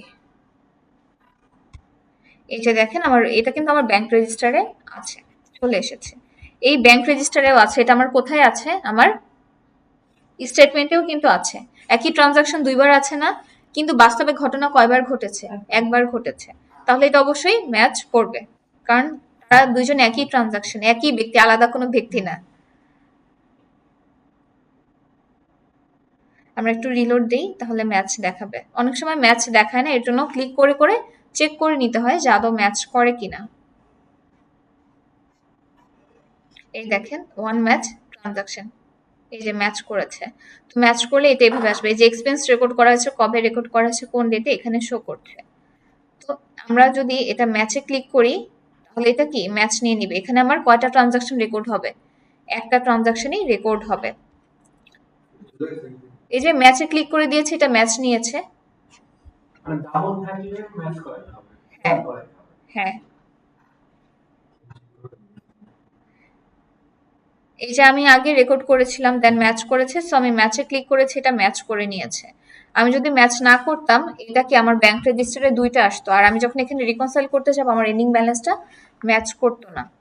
আচ্ছা, এই দেখেন এটা কি সি করা আছে, হ্যাঁ, এটা কি আছে, আর আছে। আর মানে কি উভয় পক্ষ রিকনসাইল হয়েছে, আর সি মানে কি এক পক্ষ রিকনসাইল হয়েছে। আমি যখন ট্রান্সফার করে নিয়ে এসেছিলাম এই কলামটা খালি ছিল না? খালি থাকলে সেটার একটা মানে আছে, সি থাকলে সেটারও একটা মানে আছে, আর থাকলে সেটারও একটা মানে আছে। যদি খালি থাকে কোনো বক্স, তার মানে সেটা আমরা ম্যানুয়ালি রেকর্ড করেছি। যদি সি থাকে তাহলে আমরা সেটা ইম্পোর্ট করে নিয়ে এসেছি। আর যদি আর থাকে তাহলে উভয় পক্ষ রিকনসাইল হয়েছে। Concurrently. এরপরে এগুলো আমাকে ক্যাটাগরি করতে হবে। সি কিছু করতে হবে না, আর করতে হবে না। এটাই যে আমরা রিকনসাইল করলে অটোমেটিক আর হয়ে যাবে। আপনি যখনই কোনো ওপেনিং ব্যালেন্স অ্যাড করবেন চার্ট অফ অ্যাকাউন্টে গিয়ে, এটা হচ্ছে নিজে নিজে মানে জোর করে আর করে দেওয়ার মতো, জোর করে রিকনসাইল করে দেওয়ার মতো। এটা দেখবেন আপনি যখন ওপেনিং ব্যালেন্স অ্যাড করবেন চার্ট অফ অ্যাকাউন্টে গিয়ে দেখবেন এটা অটোমেটিক রিকনসাইল হয়ে গিয়েছে। বাট আর বাকি যেগুলো আছে আপনাকে রিকনসাইল করতে হবে। এই যে ইন ক্যাবল 1-এ চলে আসবো আমরা। এখানে চ্যালেঞ্জিং বিষয় কোনটা, এটা হচ্ছে ক্যাটাগরি কি হবে সেটা বের করা। তো আপনাকে দেখতে হবে কি কি দেখবেন, আপনি হচ্ছে মেমো দেখবেন, দেন ডেসক্রিপশনটা দেখবেন। ডেসক্রিপশনটা আমরা দেখব যে ক্যাবল 1-এর যে ডেসক্রিপশন দেওয়া আছে আমাদের এই ডেসক্রিপশনটা দেখতে হবে। এই ডেসক্রিপশনটা দেখে আমরা হচ্ছে গুগলে সার্চ করব, কোনো ইনফরমেশন পাবো, কোনো ছবি পাবো, দেন চ্যাটজিপিটি থেকে ভালো রেজাল্ট পাওয়া যায়, ওদের কোনো ইনস্টাগ্রাম পেজ পাবো বা কোনো লিঙ্কডইন বা কোনো ফেসবুক পেজ। আমাকে আইডেন্টিফাই করতে হবে প্রতিষ্ঠানটা কোন ধরনের বা সেখানে কোন ধরনের এক্সপেন্স হতে পারে। যেমন আমি getresponse.com-টা চলে যাই। getresponse.com আমাকে এখানে আইডেন্টিফাই করতে হবে যে ওরা আসলে কোন ধরনের প্রতিষ্ঠান। দেখেন বাংলাদেশের যদি আড়ং বলা হয় বা কোনো রেস্টুরেন্টের নাম বলা হয়, শেফস টেবিল বলা হয়, আমরা তাহলে সহজেই বুঝতে পারি। রেডিসন বললে অ্যাকোমোডেশন ছিল, হোটেল ছিল। শেফস টেবিল হয়তো মিলস অ্যান্ড এন্টারটেনমেন্টের আন্ডার হিসাবে, আড়ং বললে হয়তো শপিং করেছে, কোনো কিছু পারচেস করেছে, ইজিলি ক্যাচ করতে পারি। কিন্তু বাইরের দেশে যদি থাকে সেগুলোর সাথে তো আমরা ইউজ টু না, পরিচিত না, তো তখন কিন্তু আমরা দেখে বুঝতে পারি না। এর জন্য আমাদের এগুলো কি করতে হবে, আমরা গুগলে সার্চ করব বা চ্যাট জিপিটিতে সার্চ করবো বা সামহাও অন্তত আমি একটা ইমেজও পাবো, আমাকে খুঁজে বের করতে হবে যে এইটা কোথায় খরচ হয়েছে, সে অনুযায়ী আমাকে হেড আইডেন্টিফাই করতে হবে।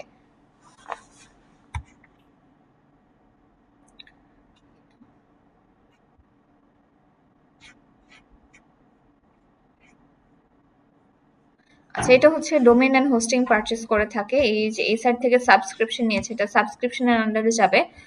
এই স্টার্টে 30 ডে ফ্রি ট্রায়াল, যেমন আমি ফ্রি ট্রায়াল নেওয়ার পর যদি আমাদের ওদের থেকে কোনো সার্ভিস বা কোনো কিছু নিতে পর কিন্তু আমাকে সাবস্ক্রিপশন ফি দিতে হবে।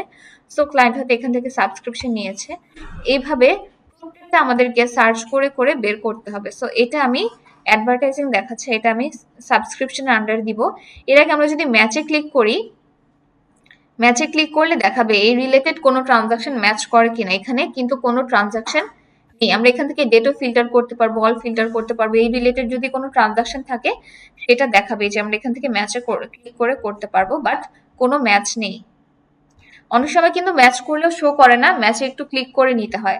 ক্যাটাগরিতে ক্লিক করে আমরা কি করব, ক্যাটাগরি করব। ম্যাচে ক্লিক করে দেখবো কোনোটা ম্যাচ করে কিনা। রেকর্ড অ্যাজ ট্রান্সফার, এক ব্যাংক থেকে যদি অন্য ব্যাংকে টাকা ট্রান্সফার করি তখন আমরা কি সিলেক্ট করব, record as transfer. Record as credit card payment, credit কার্ডের কোনো পেমেন্ট যদি করে থাকি তখন এটা আমরা সিলেক্ট করব, বা ক্রেডিট কার্ড দিয়ে পেমেন্ট করে থাকলে। তো এটা এখন আমরা ক্যাটাগরি করব। ট্রানজাকশন টাইপ হচ্ছে আমার এক্সপেন্স, অ্যাকাউন্ট হচ্ছে এটা আমি সাবস্ক্রিপশন ছিল, এটা অ্যাডভার্টাইজিং এর আন্ডারে যাবে না, এটা যাবে সাবস্ক্রিপশন। আর এখানে আপনারা এক্সামটেড দিবেন, এক্সামটেড অর নো ভ্যাট যে কোনো একটা। এখন এটা আমরা অ্যাডে ক্লিক করব, অ্যাড করে দিব। একটা অ্যাড করেছি। তো কেবল ওয়ান আমরা ইন্টারনেট বিল দিয়েছি। আচ্ছা, এখানে যে গ্রিন কালার শো করছে, গ্রিন কালার শো করার একটা মানে আছে, ব্ল্যাক কালার শো করার একটা মানে আছে। এটা দিয়ে সফটওয়্যার আমাদেরকে কি বোঝাচ্ছে, যেগুলো তারা গ্রিন কালার সাজেস্ট করেছে এর মানে এগুলো পসিবল হওয়ার সম্ভাবনা 90%, আবার নাও হতে পারে। কিন্তু যেমন এটা অ্যাডভার্টাইজিং দিয়েছে, এটা আমি সাবস্ক্রিপশন দিয়েছি।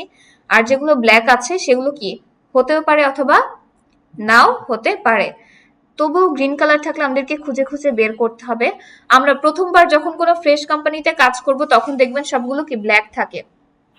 আমরা যদি কোনো রানিং কোম্পানিতে কাজ করি, যে কোম্পানিতে ক্লায়েন্ট আগে অন্য কেউ বুককিপিং এর কাজ করেছে, দেন রিকনসিলিয়েশন করেছে, আমরা যদি সেই কোম্পানিতে ইম্পোর্ট করে নিয়ে আসি তখন দেখবেন কি এগুলো গ্রিন কালার শো করছে। যেমন ওয়েলস ফার্গো ব্যাংকের আন্ডারে কি আগে ট্রানজাকশন হয়েছে, ব্যাংক রিকনসিলিয়েশন করেছে, আমি আবার করছি। কোম্পানির কিন্তু একটা ধরন থাকে, হ্যাঁ, যেমন একটা কোম্পানি এই মাসেও ইন্টারনেট বিল দিচ্ছে, কারেন্ট বিল দিচ্ছে, পরের মাসেও সে ব্যাংক অ্যাকাউন্ট থেকে ইন্টারনেট বিল দিবে, কারেন্ট বিল দিবে, দেন তার প্রোডাক্টের ক্যাটাগরি সেম থাকবে, একটা দুইটা নতুন আসতে পারে, বাট মোস্ট অফ দ্য কি ম্যাচ করে কিন্তু। তো আপনারা যদি কোনো রানিং কোম্পানিতে কাজ পান তখন দেখবেন কি ম্যাচ করবে আগেরগুলোর সাথে, আগেরগুলো যে হেডে ক্যাটাগরি করেছে সেগুলো অলরেডি সাজেস্ট করবে। বাট যখন ফ্রেশ কোম্পানিতে করবেন তখন আপনাকে খুঁজে বের করতে হবে, বাট তবুও আমাদেরকে খুঁজে খুঁজে বের করতে হবে যে এটা কোথায় যায়, আপনাকে প্রত্যেকটা খুঁজে বের করতে হবে। এই যে আপনি ডেসক্রিপশন নিবেন, ডেসক্রিপশন নিয়ে হচ্ছে আপনি এখানে কপি করবেন, কপি করে আপনাকে এখানে সার্চ করতে হবে, সার্চ করে বের করতে হবে। আপনি হচ্ছে চ্যাট জিপিটি থেকে হেল্প নেবেন।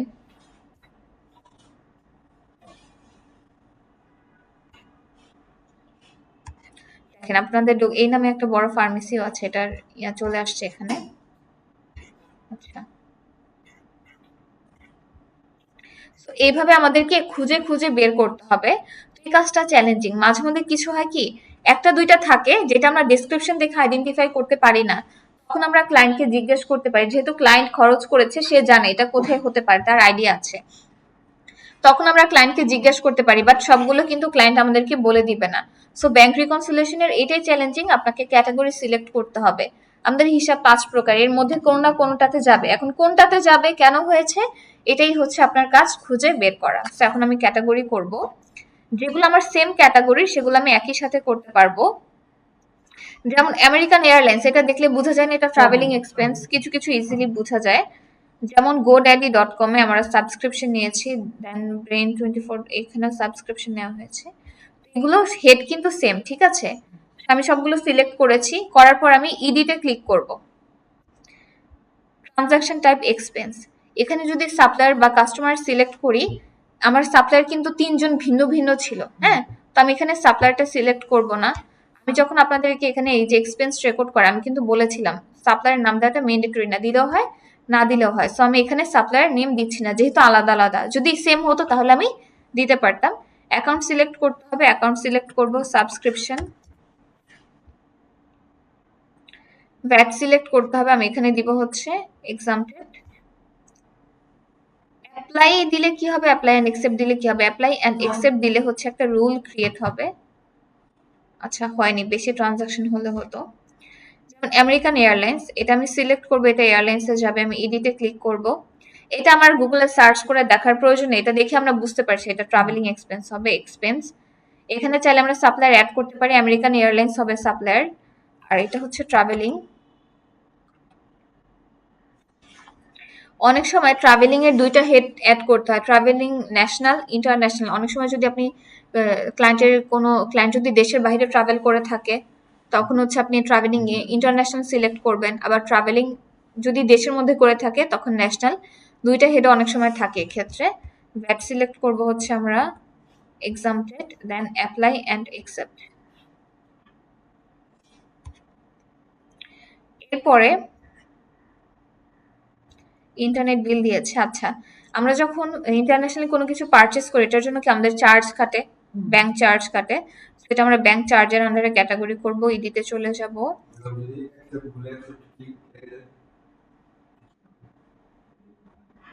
আচ্ছা, আমি যদি এটা অ্যাকসেপ্টে দেই, দেখেন নেয়নি, কেন নেয়নি, কারণ আমার এখানে ভ্যাট দেওয়া নেই। এটা যদি আমার ভ্যাট দেওয়া থাকতো তাহলে অ্যাকসেপ্ট দিলে নিত, তো আমাকে ভ্যাট দিতে হবে, ভ্যাট যদি আমি না দিই তাহলে অ্যাকসেপ্ট দিলে নিবে না।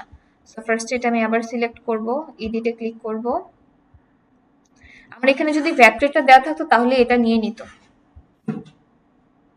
সো অ্যাকাউন্ট ছিল কি ব্যাংক চার্জ,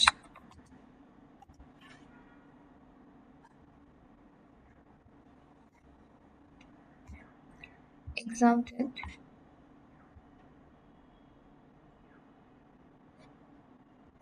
আচ্ছা, এই যে ওভারড্রাফট ফি, এটা হচ্ছে আমরা ব্যাংক চার্জে নিব। দেন এটা আমি সিলেক্ট করব, আমাদের যদি চার্ট অফ অ্যাকাউন্টের হেড যদি সেম হয়ে থাকে সেক্ষেত্রে আমরা একসাথে করতে পারবো, আর যদি আলাদা আলাদা হয় সেক্ষেত্রে তো একসাথে করা যাবে না। দেন আমি হচ্ছে এডিটে ক্লিক করব।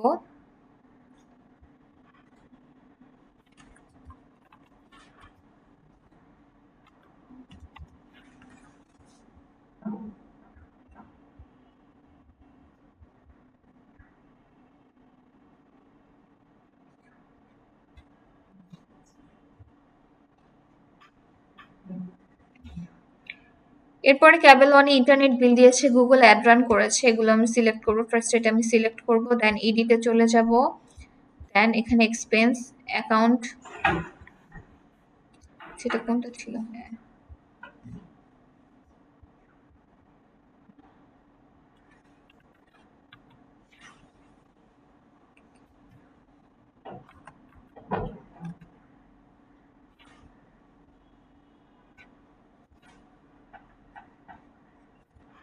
আচ্ছা, এই যে সেভ দিলাম, কেন নেয়নি বলেন তো? খেয়াল করেছেন কেন নেয়নি? হ্যাঁ, ভ্যাট রেট দেয়নি, এর জন্য নেয়নি। এর জন্য আমি আবার সিলেক্ট করব। যেহেতু আমার প্রতিষ্ঠান ভ্যাট রেজিস্টার ম্যান্ডেটরি, এর জন্য আমাকে ভ্যাট রেট দিতে হবে।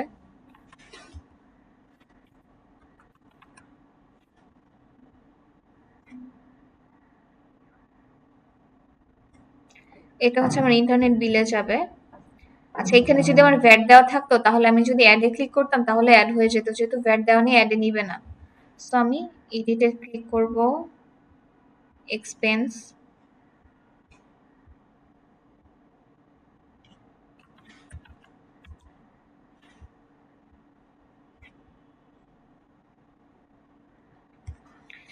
এই যে নর্মালি ধরে নিচ্ছি সেলসের টাকায় ডিপোজিট হয়ে থাকে।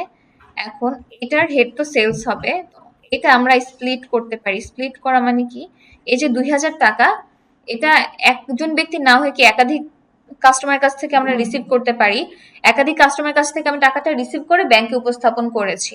তো এইটা আমরা স্প্লিট করে দেখাতে পারি, এটা প্রয়োজন পড়ে না, বা ক্লায়েন্ট যদি আমাদেরকে বলে সেক্ষেত্রে আমরা করব। এখানে রিসিভ ফ্রম কার কাছ থেকে রিসিভ করেছে, ফার্স্ট আমি সিলেক্ট করলাম অ্যালেন। অ্যালেনের কাছ থেকে রিসিভ করেছি, কত রিসিভ করেছি, অ্যালেনের কাছ থেকে আমি 500 রিসিভ করেছি। দেখা গেল অনেকগুলো কাস্টমারের হচ্ছে সেলসের অ্যামাউন্ট আমি দিচ্ছি। ব্রাউন এলিজাবেথের কাছ থেকে আমি 300 পেয়েছি, অ্যাডলাইন্স। দেন হচ্ছে কোবাল্ট কাছ থেকে হচ্ছে আমি সেল করে 200 রিসিভ করেছি। দেন আমি নিকি বার্গনের কাছ থেকে হচ্ছে আমি 1000 রিসিভ করেছি। এই যে চারজনের যে সেল করে যে টাকাটা পেয়েছি এটা আমি ব্যাংকে ডিপোজিট করেছি। আমি ভ্যাট সিলেক্ট করব। এটা কি সেলস হবে না পারচেস হবে বলেন? সেলস হবে। সাপ্লায়ার হলে কি হতো? পারচেস হতো। এটা ক্লিয়ার? স্প্লিটটা কি, এই যে আমার 2000 টাকা যে ডিপোজিট হয়েছে ব্যাংকে, এটা আমি ব্যাংকে টাকাটা ডিপোজিট করেছি। এটা দেখা গেল আমি বিভিন্ন কাস্টমার কাছে সেল করেছি, সেলের টাকাটা আমি ব্যাংকে উপস্থাপন করেছি। তো এটা যদি আমি শুধু সেলসের আন্ডারে করতাম তাও হতো, বাট আমি এটা এন্ট্রি করে দিয়েছি যে কার কার কাছ থেকে আমি কত টাকা রিসিভ করেছি। এটা আমরা সাপ্লায়ারের ক্ষেত্রেও করতে পারি, কাস্টমারের ক্ষেত্রেও করতে পারি, বাট এটা আমি একসাথে যদি করতাম তাও হতো, আবার আলাদা করে দিলাম তাও হবে। এখন আমি ক্যাটাগরি যে লেখা হয়নি ওটা লিখতে হবে না? হ্যাঁ, সবগুলো সেলস হবে। আচ্ছা, আমি নিচের গুলো দিইনি, সবগুলোর ক্যাটাগরি সেম হবে, সেলস।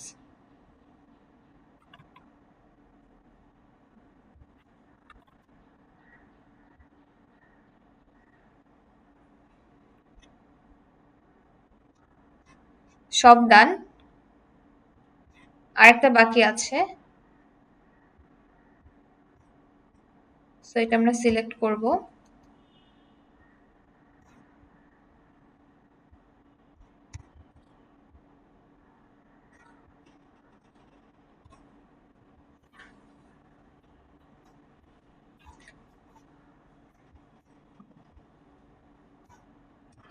এটা হচ্ছে আমার কোন একজন পার্টনার হচ্ছে টাকা উত্তোলন করে নিয়েছে, হ্যাঁ। তো তাহলে এটা আমি কি করব, রেকর্ড অ্যাজ ট্রান্সফার। সো আমি একটা হেড সিলেক্ট করলাম, এটা হতে পারে হচ্ছে টাকা উত্তোলন করে যে কোনো কাজে বা আমার বিজনেসে কয়েকজন পার্টনার আছে সেখান থেকে যে কোনো একজন নিয়েছে, হেড সিলেক্ট করেছি, ট্রান্সফার টু কোন হেড, দেন অ্যাড করে দিব। ডান। আমি সবগুলো ক্যাটাগরি করেছি, আমার ক্যাটাগরি করা ডান। এরপর আমার কাজ কি, আমি একটু আপনাদের ব্যাংক রেজিস্টারটা দেখাই।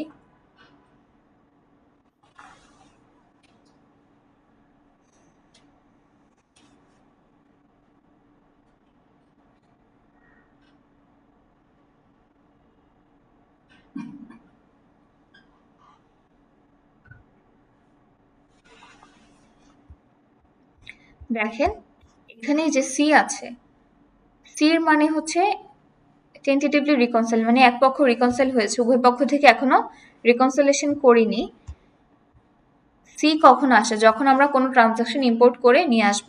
আর এখানে যদি ব্ল্যাঙ্ক থাকে তাহলে এটার মানে কি, ম্যানুয়ালি রেকর্ড করেছি। আর আর আছে মানে কি, উভয় পক্ষ রিকনসাইল হয়ে গিয়েছে। যেটি স্প্লিট করেছি, স্প্লিট দেখাচ্ছে। এখন আমাদেরকে রিকনসাইল করতে হবে। এটা হচ্ছে এই যে আমার ব্যাংক রেজিস্টার, সব এই ব্যাংক রেজিস্টারের সাথে আমি কোনটা ম্যাচ করছি, এই যে এটা আমার দুইটা কি একটা নির্দিষ্ট ডেটে দুটো সেম হতে হবে। চলে আসবো রিকনসাইলে। এতক্ষণ পরে আসার পর এখান থেকে আমরা সিলেক্ট করবো আমাদের ব্যাংক। আমাদের ব্যাংক ছিল ওয়েলস ফার্গো। দেখেন বিগিনিং ব্যালেন্স চলে এসেছে। এখানে একটা কথা বলে রাখি, হ্যাঁ, আমার ক্লায়েন্ট আমাকে স্টেটমেন্ট দিয়েছে, উল্টোপাল্টা করে দিয়েছে। আমি জানুয়ারি ফেব্রুয়ারি না করে আগে মার্চ করলাম, পরে আমি দেখলাম জানুয়ারি ফেব্রুয়ারিটা আছে। এখন আমার যদি জানুয়ারি ফেব্রুয়ারিটা করতে হয় কিভাবে করবো, এখানে দেখেন মেয়ের ব্যালেন্স কিন্তু লক হয়ে আছে।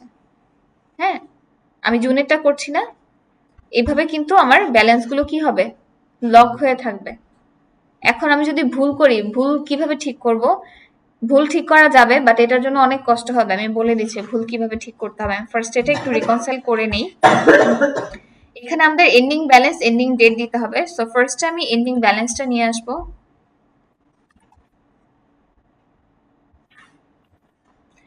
এরপর আমি এন্ডিং ডেটটা দিব। আমাদের স্টেটমেন্ট ছিল জুনের।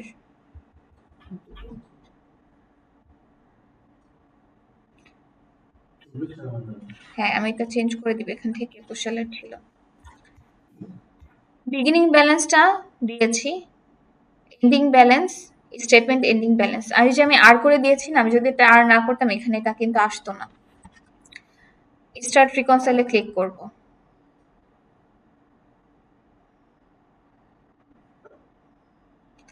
এই যে 0 এসেছে, এখানে যদি 0.01ও যদি থাকে সেক্ষেত্রে আমার কি হবে, রিকনসিলিয়েশন হবে না। কোনো কারণে যদি আমি এন্ডিং ব্যালেন্সটা ভুল দিয়ে থাকি, যে এডিটে গিয়ে এন্ডিং ব্যালেন্স এবং এন্ডিং ডেট কি করা যাবে, এডিট করা যাবে। তো এখানে আমি আসলাম, সবকিছু দিয়েছে। অনেক সময় দেখবেন কি কোন একটা ট্রানজাকশন আমার এরকম টিকমার্ক আসে না, হ্যাঁ, তখন কি হয়, ডিফারেন্স দেখা যায়। আপনারা দেখবেন এই যে পেমেন্ট গুলো, ডিপোজিট গুলো, এই যে আমার ডিপোজিটের একটাতে হচ্ছে টিকমার্ক আসেনি। অনেক সময় এখানে দেখবেন এরকম ক্রসের মতো আসে, হ্যাঁ, কোনো কিছুই দেখা যায় না। ক্রসে ক্লিক করবেন, ফিল্টার করা থাকে, বিভিন্নভাবে আসে, বিভিন্ন কারণে দেখা দেয়। আবার অনেক সময় দেখা যায় কি ক্যারি ফরওয়ার্ড হয়, যেমন আমি একটু আগে যেটা বললাম, আমার যে থার্ড পার্টি দিয়ে হচ্ছে টাকা, না একটা উদাহরণ দিলাম। আচ্ছা, আমি ব্যাংকে উপস্থাপন, আমি টাকাটা হচ্ছে সফটওয়্যারে এন্ট্রি করেছি, আমি এটা পেয়েছি হচ্ছে মাসের শেষের দিকে, বাট আমার স্টেটমেন্টে আছে কি সেটা পরবর্তী মাসের শুরুতে। তো সেটা কি আমি যখন রিকনসিলিয়েশন করব, পরবর্তী মাসে রিকনসিলিয়েশনে সেটা আসবে না। তো ওই ট্রানজাকশনটা যদি এখানে থাকে, আমার যদি ব্যাংক রেজিস্টারে থাকে, এটা কি এখানে চলে আসবে না। তখন আমি কি করব, সেটা টিকমার্কটা উঠিয়ে দিব, কারণ সেটা কি পরের মাসে ক্যারি ফরওয়ার্ড হবে। তখন পরের মাসে ট্রানজাকশনের সাথে আমরা সেটা কি করব, ম্যাচ করে দিব। সো এভাবে প্রি পয়েন্ট চেক করতে হবে। দেখেন আমার বিগিনিং ব্যালেন্স 11টা পেমেন্ট ছিল, দেন একটা ডিপোজিট ছিল, এ টু জেড সবকিছু আসছে কিনা। ডিপোজিট একটা ছিল, এরপর এখানে দেখেন 0 দেখাচ্ছে। দেখি সিলেক্ট, এই যে সিলেক্ট করেছি, এরপর আমার এখানে ডিফারেন্স কেন দেখাচ্ছে, আমি একটু রিলোড করে দেই।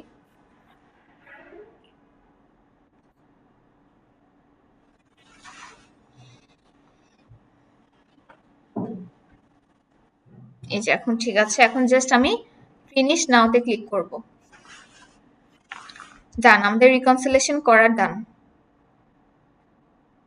এখন আমরা যদি দেখতে চাই, দেখেন এই যে জুনের এন্ডিং ব্যালেন্সটা জুলাইয়ের কি হয়েছে, বিগিনিং ব্যালেন্স হয়েছে। এভাবে এক মাসের এন্ডিং ব্যালেন্স আরেক মাসের কি হবে, বিগিনিং ব্যালেন্স হবে। এখন আমরা যদি রিপোর্ট দেখতে চাই, আমরা চলে যাব রিপোর্টসে। লকের কথা বললাম যে লক হয়ে আছে। আচ্ছা, এটা বলবো, দাঁড়ান। এখানে আমি একটু চলে আসি, এখানে আমি লিখবো রিকনসিলেশন রিপোর্ট।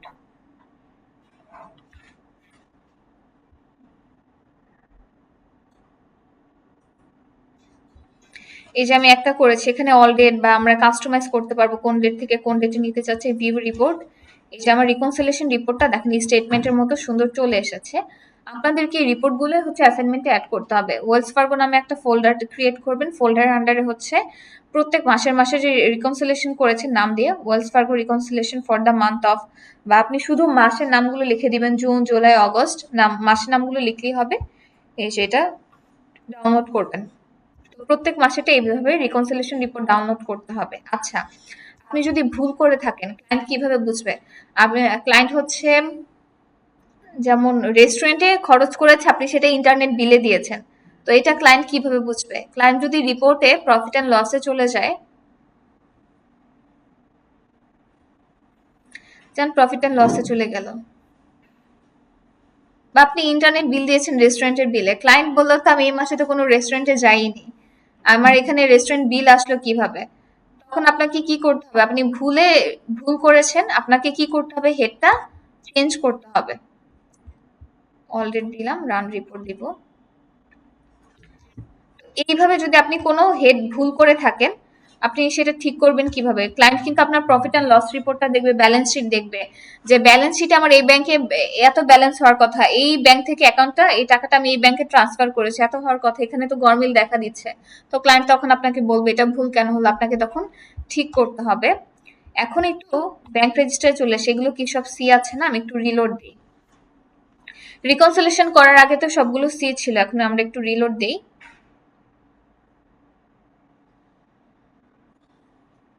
সবগুলো আর হয়ে গিয়েছে। আর আপনি যদি কোনো হেড ভুল করে থাকেন, তাহলে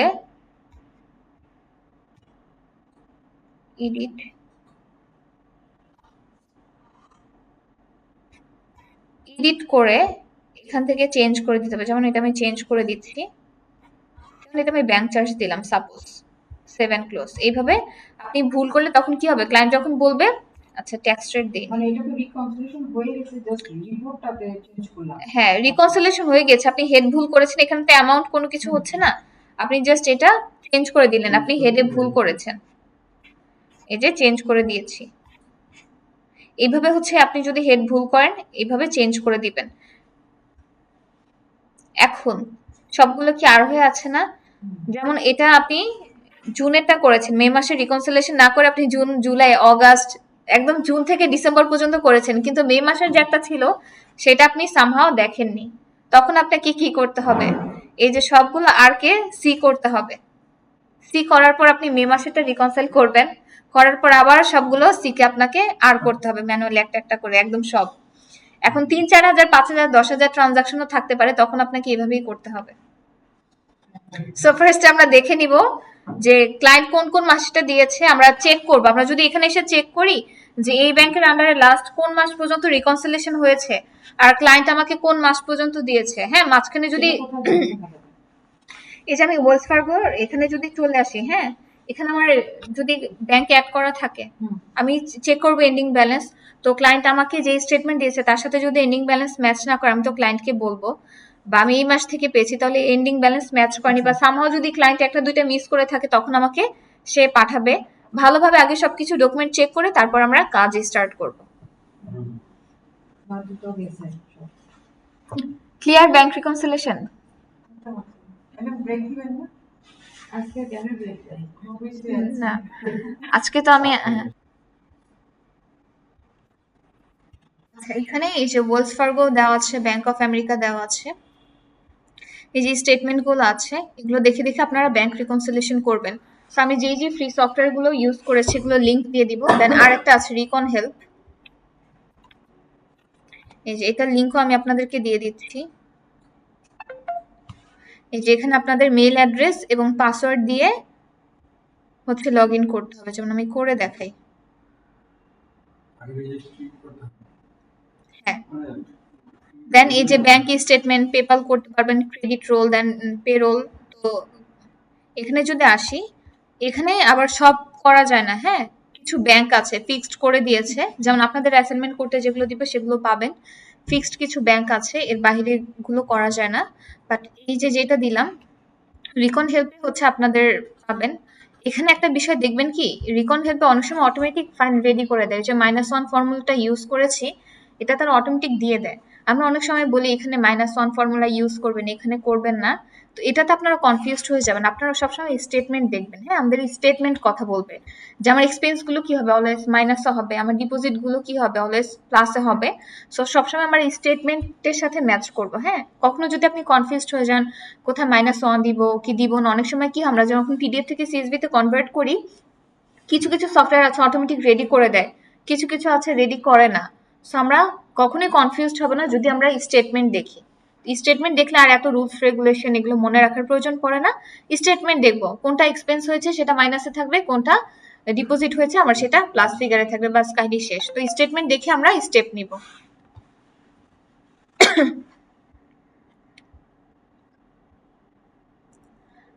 এই যে ব্যাংক অফ আমেরিকার আছে, এগুলো আপনারা রিকনসিলেশন করবেন বাসায়।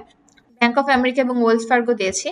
আপনাদেরকে যেসব ব্যাংক, যেসব ক্রেডিট কার্ড দিয়ে অ্যাসাইনমেন্ট করতে দিচ্ছি, এগুলো লাগবে। কারণ মার্কেট প্লেসে হচ্ছে যারা ক্লায়েন্ট আছে, ক্লায়েন্টের এই ধরনের এই ব্যাংকগুলো হচ্ছে ফেমাস। এই ব্যাংকগুলো তারা অনেক বেশি ইউজ করে থাকে।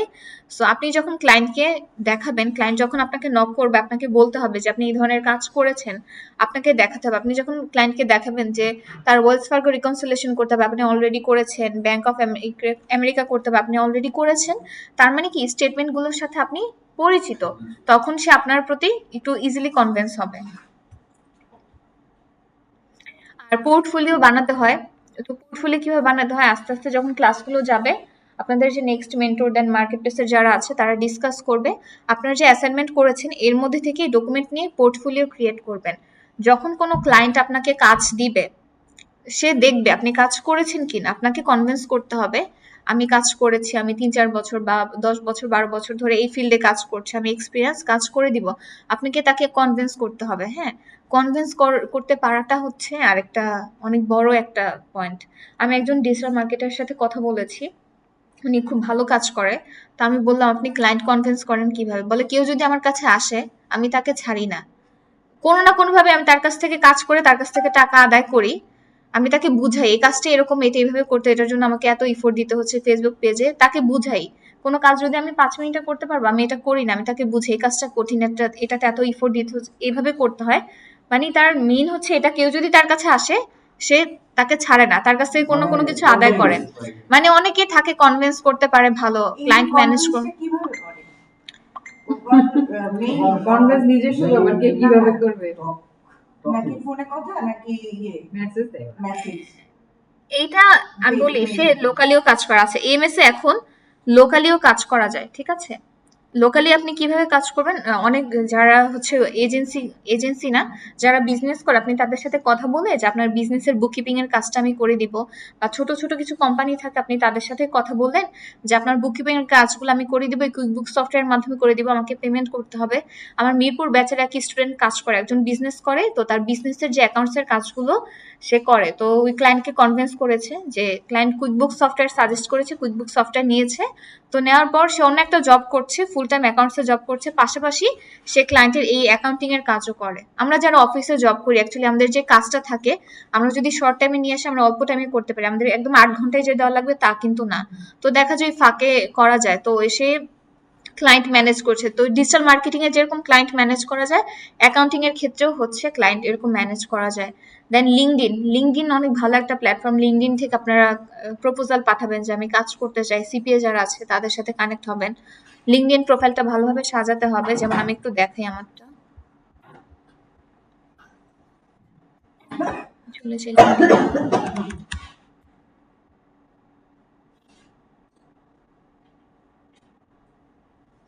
কে কে লিঙ্কডইন ইউজ করেন আপনাদের মধ্যে?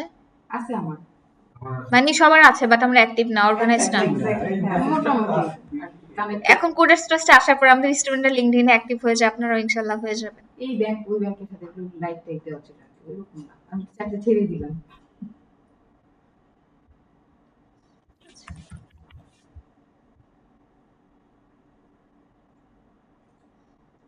আমার প্রথম যে জবটা আমি যে বলছি এটা কিন্তু আমি লিঙ্কডইন থেকেই পেয়েছি। হ্যাঁ, লিঙ্কডইন থেকে পাওয়া যায়।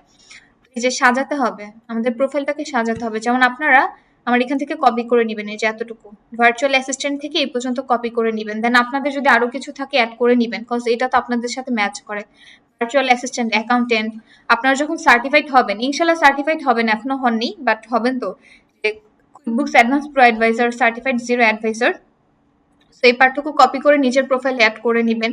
দেন সুন্দর করে একটা কভার ফটো দিতে হবে, একটা প্রোফাইল পিক অ্যাড করতে হবে। দেন হচ্ছে এখানে পোস্ট করতে হবে। যেমন আমি এখানে কি করেছি, অ্যাকাউন্টিং বা বুককিপিং রিলেটেড বা এই ফিল্ডের যারা আছে এই রিলেটেড জিনিসগুলো হচ্ছে আমি এখানে পোস্ট করেছি। হ্যাঁ, এইভাবে আপনাদের পোস্ট করতে হবে। এটা আপনি যেমন সপ্তাহে একটা করে পোস্ট করতে পারেন, আপনার ফিল্ড রিলেটেড পোস্ট করতে হবে। দেখেন এখানে বলছে we are hiring, looking for a talented bookkeeper or accountants to join our team. এরকম অনেক পোস্ট থাকে। যারা সিপিএ, হ্যাঁ, তাদের সাথে কানেক্ট হবেন। সার্টিফাইড পাবলিক অ্যাকাউন্টেন্ট যারা আছে তাদের সাথে কানেক্টেড হবেন। আর আপনাদের পরিচিত কোনো সিপিএ যদি থাকে তাকে কনভিন্স করে কিন্তু কাজ নিতে পারবেন। আমি একজন সিপি এর সাথে কাজ করতাম, আমাকে ট্রেনিং করিয়েছিল। আমি ট্রাই করবো এই সপ্তাহে তার সাথে। আপনি সুন্দরভাবে তাকে কনভিন্স করবেন। আচ্ছা, রাইট। আর সে ডাইরেক্ট কোনো এই মেয়ের অনেক কনভারসেশন করে অ্যাম্বিশন অনেক হাই। আপনি আমি পিছনে আমরা আছি, এটা কারণ হলো আপনি যে আমি পিছনে আমরা আছি। আমি কিন্তু কাজ করি। হ্যাঁ, নিয়ত সবসময় অনেক বড় রাখতে হবে। হ্যাঁ, যতটুকু পাই নিয়ত বড় রাখতে হবে। ফার্স্ট টাইম যখন এই কুইকবুকস বাংলাদেশে আসলো, সেই সময় জব এই যে বিডি জবস কমে এটা ট্রেনিয়ার হয়েছিল। তো বাইরের দেশে যে অপরচুনিটি আছে বাংলাদেশে ক্রিয়েট হয়নি, হবে। আর বাংলাদেশে হচ্ছে অনেক এজেন্সি অনেক হচ্ছে, বাট বাংলাদেশে ওই যে মানুষের আমরা মাইন্ডসেটটা কিন্তু জাতি একটু হিসেবে কম, এখনো অনেক অলস। কম টাকা একটু মানুষকে কাজ করানো পায়। আমরা কিন্তু অলস জাতি। এই জন্য হচ্ছে ইন্ডিয়ান, পাকিস্তান, ফিলিপিন ওরা এগিয়ে যাচ্ছে। ওরা এই সেক্টরে আমাদের থেকে অনেক অনেক বেশি ফাস্ট। আপনারা মার্কেটে নামলেই বুঝবেন।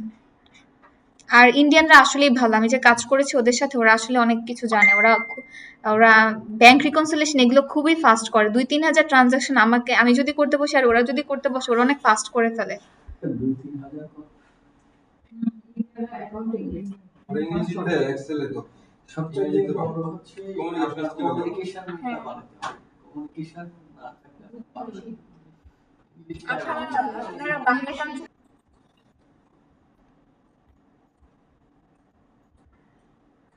এখন আমরা ব্যাংক রিকনসিলিয়েশন দেখলাম, এখন আমরা দেখব ক্রেডিট কার্ড রিকনসিলিয়েশন। তো এখানে একটা ক্রেডিট কার্ড আছে, এখানেও সেম। ফার্স্ট আমরা দেখব এই ক্রেডিট কার্ডটা ক্লায়েন্টের সফটওয়্যারে অ্যাড করা আছে কিনা, এটা হচ্ছে প্রথম কাজ। অ্যাড করা যদি থাকে সেক্ষেত্রে আমাদের ব্যালেন্সটা অ্যাড করা আছে কিনা সেটাও দেখতে হবে। এখন আমরা একটু ক্রেডিট কার্ড স্টেটমেন্টটা একটু স্টাডি করে নিই। এখানে নাম দেওয়া আছে credit one bank credit card statement, দেখি কিন্তু বুঝতে পারছি ক্রেডিট কার্ড। এবং এটা হচ্ছে জুলাইয়ের মাঝামাঝি থেকে অগাস্ট পর্যন্ত দেওয়া আছে, 2022 সালের। এবং অ্যাকাউন্ট নাম্বার দেওয়া আছে।